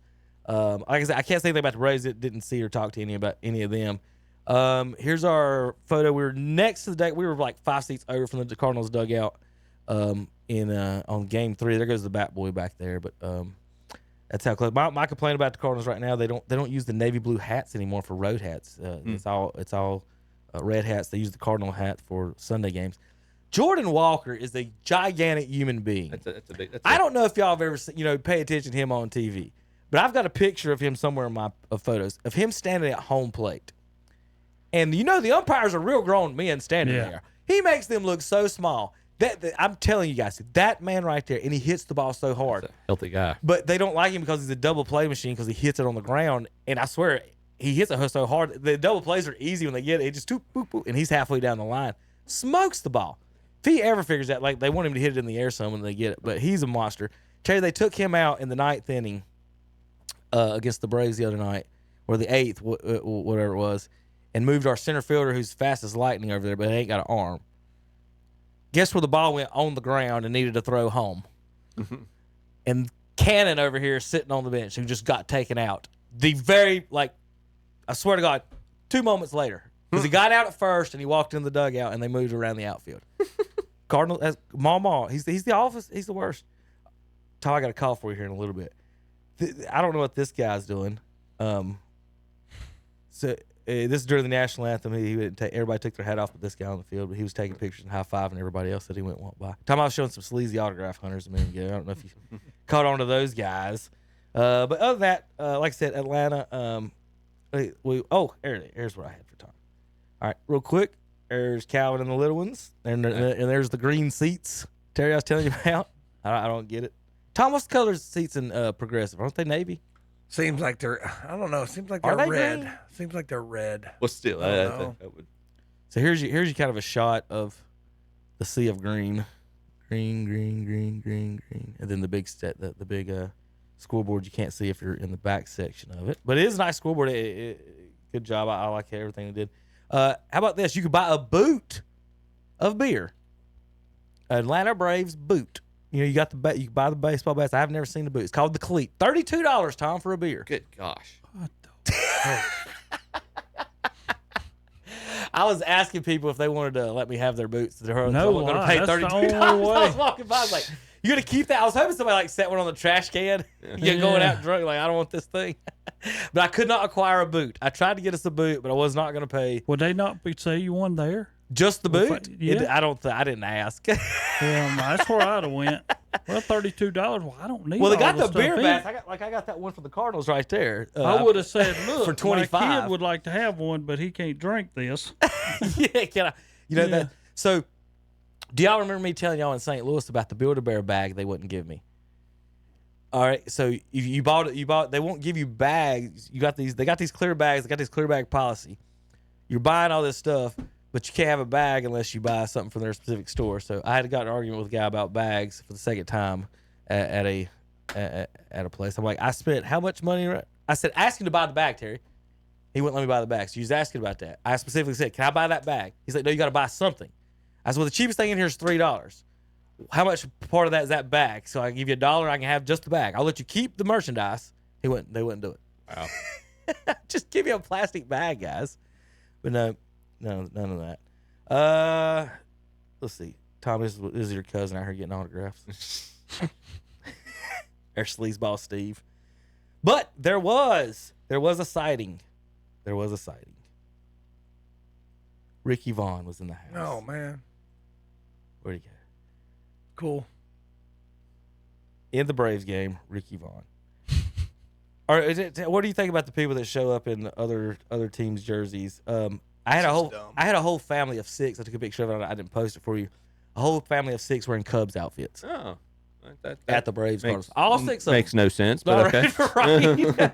I forgot where they were going. There were Dodgers fans around us. There was people everywhere. So anyway, there's the Yes Network. All right, got a couple. I did have Tom. I got an umpire question for you and Terry. I got a call of the day. Let me find the call because I'm kind of confused about actually what happened. Y'all might want to clear it up for me. Here we go. Slow roller. Godley has only one play. It's going to deliver a run. So Diaz. Slow roller. Godley has only one play. It's going to deliver a run. So Diaz with an RBI. And hang on a minute. They're going to call him safe at first. I didn't see why Marty Foster made that call at first base, but he instructed Diaz to stay put, and there's no out recorded. I don't think it's a missing of the bag scenario. It feels more like, I'm not sure here. I beg your pardon. Last year. Slow roller. Godley has only one play. It's going to deliver a run. So Diaz with an RBI. Upward. What the? Looking. I mean, you can't say Godley got in his way right there. Come on, That's just looking for something that's not there. there's no chance of him beating this out. If anything, Interference Diaz on is Godley. in. Yeah, he's not even in the running lane. He's not even in the running lane. He's supposed to be in the running lane. Yeah. He should be over. I don't know. What in the world? It happened. I did see an overturned call. At first, the umpire missed it. I thought he missed it as it happened, but he did miss it. So that was that. All right, Chip, here's your daily reminder that Brett Gardner's better than Don Mattingly because he has a 44 career WAR over 42. I've been in a battle this week with these people. The Not Gaetti post, I always post about the WAR being questionable stats, and he posts stuff like this all the time. How do you have, let's see, 700 more hits, 900 more home run, 90 more home runs, 500 more RBIs, 40 points better batting average, on base, slugging percent, better than everything except stolen bases. And I looked it up because they never talk about it. Walks. Walks is the number one thing with WAR. I'm telling you, folks. Gardner has more walks than Mattingly. That's surprising. Mattingly had a lot of walks. And so that puts in, that's where you get the better WAR than Don Mattingly. Chip, comment? You're the Yankees fan. I'm not even going to honor that with a response. I responded to the guy, the WAR's not a stat. It's a formula, and this kid responded back, and some kid in college pitcher responded back defending the WAR, saying your heroes aren't as good as you guys all thought they were. My God. The average player today is better than your best players then. Because that one little line on there says WAR is got that green dot instead of all those other ones. Yeah. I can show you all those other ones, and it doesn't matter to them.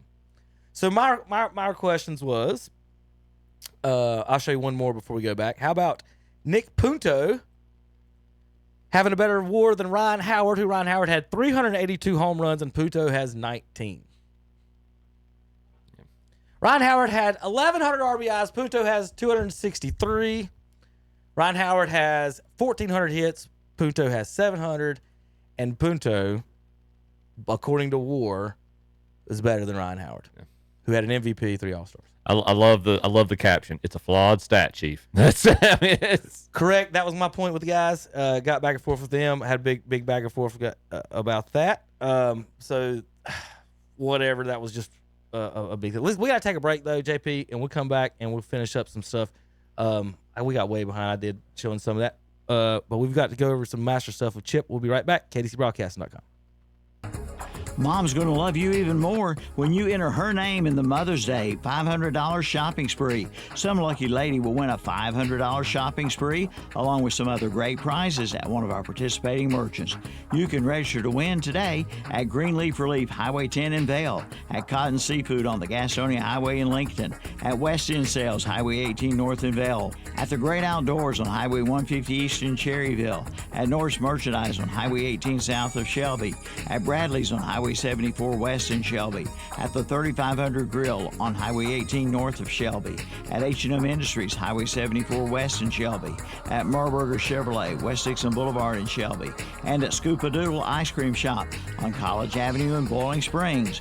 The drawing will be held Friday, May 9th, so get your mom registered in our Mother's Day $500 shopping spree giveaway. Rhodes and Bill Oil Company in Lincoln has been serving the Piedmont of North and South Carolina since 1919. Sure, they deliver to your home with home heating oils. They'll help keep you warm, but they do a whole lot more. They feature bulk fuel delivery, on-site and commercial fueling, backup generator fueling, and farm and agricultural fueling. For home or business or farms, call on Rhodes and Bill Oil Company in Lincoln, 704-735-2508. Online at rhodesandbill.com, located at 1404 East Main Street in Lincoln. Like them on Facebook, too. The CF Moto Rev and Ride sales event is underway at Full Throttle Power Sports in Lowell. Get financing as low as 1.99% APR and rebates up to $1,500 on select models. And get the Suzuki King Quad for 0% financing for up to 36 months for qualified buyers, plus up to $1,600 in customer cash. But that's not all. It's Honda Bonus Bucks with up to $200 in bonus bucks on accessories, the Honda Care Protection Plan, or use it for your down payment. See Full Throttle Power Sports, 100 Indian Walk in Lowell. Online at ncfullthrottle.com. Grizzly the Greener says, come on into Blessed Buildings and Tiny Homes in Cherryville for some great spring specials. Now save up to $750 on add-ons on any size building. And check out their rent-to-own program. For buildings up to $10,000, you can rent to own for no money down, no payment for 30 days, no money's due at signing, and only 3 play sets are left, now 30% off. Blessed Buildings and Tiny Homes, 2268 Lincoln Highway 150 East in Cherryville. Online at blessedbuildings-tinyhomes.com. Now you can see what's going on by calling Heath Jackson Plumbing in Cherryville. Ask about the rigid camera system. You, the customer, can actually see what's going on with your sewage drain lines and what's got to be done. And be sure to ask about their tankless water heaters, serviced or installed. Call 704-634-5784 for Heath Jackson Plumbing in Cherryville. Like them on Facebook, too. It pays to buy your lawn and garden equipment at Tri-City Outdoor Power Equipment in Forest City.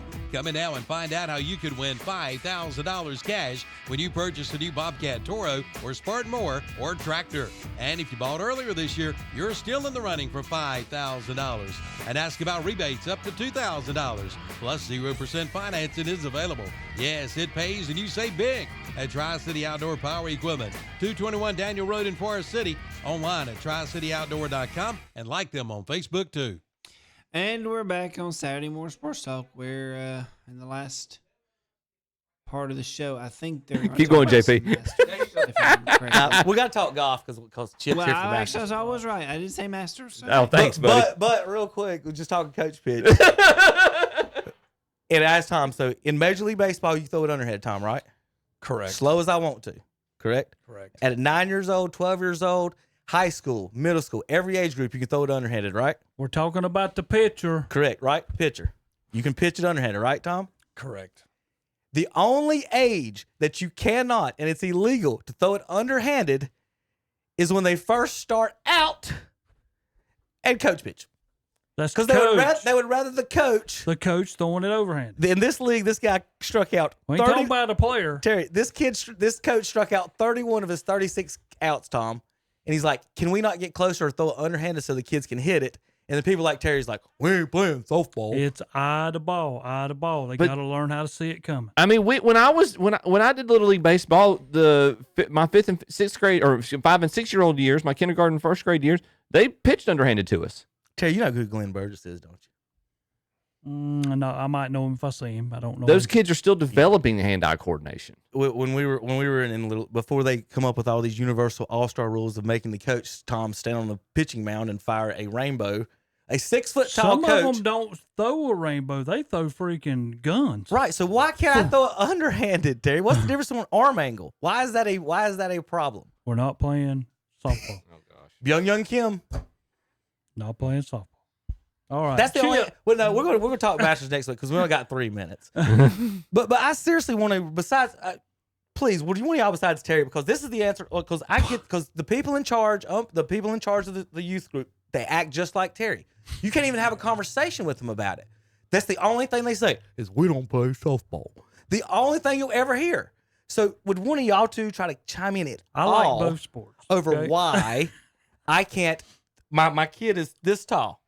Why should I have to throw an overhand rainbow when he's swinging this way and the ball's coming this way? All right. Throwing it overhanded is simulating softball more than underhanded is to a 3-foot tall person. Mm-hmm. Is it not?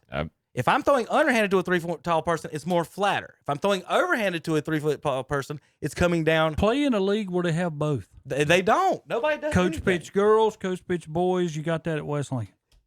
Wait a minute. It's girls if it's underhanded, it's boy if it's overhanded. So Young Kim's a girl. You know, that can happen. All the sidearm. Dennis Eckersley's a girl, Terry. Move your kids to West Lincoln. Dennis Eckersley's a girl. That's what I'm saying. It don't. Yeah. This manly man thing. That's all it is a man. And I responded. I once asked about throwing underhanded and getting closer. I was immediately exiled by the baseball community and my hometown. That was my comment. You cannot ask, can I throw this under? I told the last guy, I was like, all right, I want to throw sidearm. Can I throw sidearm? And then we got an argument about that. Like, no, they wouldn't let me throw sidearm, Tom. I'm like, I'm a sidearm pitcher. Are you telling me if Young Kim and Eckersley, if Eckersley's kid was in your league, you're telling me he couldn't throw that way to his own kid? That's what Terry just shakes his head at me. I know I need a judge. I need somebody where you can talk to people instead of the prosecution. We'll go over in front of the judge. The defendants over here. This ain't softball. Tom, is it illegal to throw it underhanded on a baseball field? You can do anything from 9 years old and up. Right. So why can't 8-year-olds do it? Why should I throw underhand to a boy that's in there wanting to play baseball? Because they're still developing hand-eye coordination. You're thinking about genitalia. They're still developing. I'm trying to tell you. That's why you develop when you're young. Don't wait till you're and whether it's overhanded or overhanded, that ball's still coming in. It's still easier for them to develop it with a ball coming in at their angle at their chest. I agree wholeheartedly. Jenny Finch struck out Albert Pujols underhanded softball. The softball versus baseball has to do with the size of the ball, not how you're throwing it. Sorry. It just blows my mind that, and then when you tell the umpires that, Tom, I'm like, all right, where's the rule? Show me the rule. I can't throw underhanded. Bring it up. Bring me the piece of paper. Someone show me. Ours is in black and white. That's how crazy it is. They will write it on a piece of paper and print it on a Xerox because it is so offensive. It is so offensive to throw an underhanded pitch to somebody. Rule book. Read your rule book. Why? Explain why. Because by the black and white, it's telling you why. Explain by science or something other than one has a different genitalia. Someone. Go somewhere else where they let you do that. Tom, is there any explanation? Do you have anything? Chip, do you have anything? I want to see the kids hit the ball. So I do too. I would be for that. Yeah, be aggressive. I want your kid to swing the bat. Okay, I offered a solution. You just contradicted I offered yourself. a solution. No, I did not. The other people don't offer. Terry, kids that age, you're giving them an extreme disadvantage by making an adult throw that way. You are. You're giving them an extreme disadvantage. And Kevin, no, you can't say that. I just did. I'm going to tell you why you're wrong. 31, I'm telling you why you're 31 wrong. out of 36 batters in this game were struck out. You're telling me they don't have so it right. No, Chip. This is where you're wrong because you've never been to see one. If you go, I played in them. I'm going to tell you, if you want to go to 9 and 10-year-old Angels, you know what them kids do? This is girls underhanded pitching. You know what they do? They put the bat on their shoulder because they're going to walk. That's the same age, Terry. You're talking an adult pitching to a young child. That's not the same. It's just not. You'll be surprised at the kids that can hit it. 31 of 36 struck out. You practice.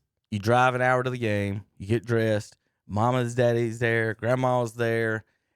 Everybody's here to see their kid play and have fun, and everybody strikes out. But you know what the bottom line is, Kevin? I would rather hit it. And I'm not the one who governs all this. You know what the bottom line is?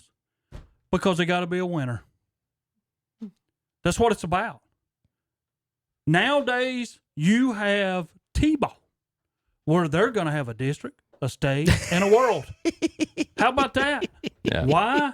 But you know why? Because like you said, That's selling stupid. them hot dogs, bringing that money. So stupid. That's what it's all about. All right, my last worst stat of the day.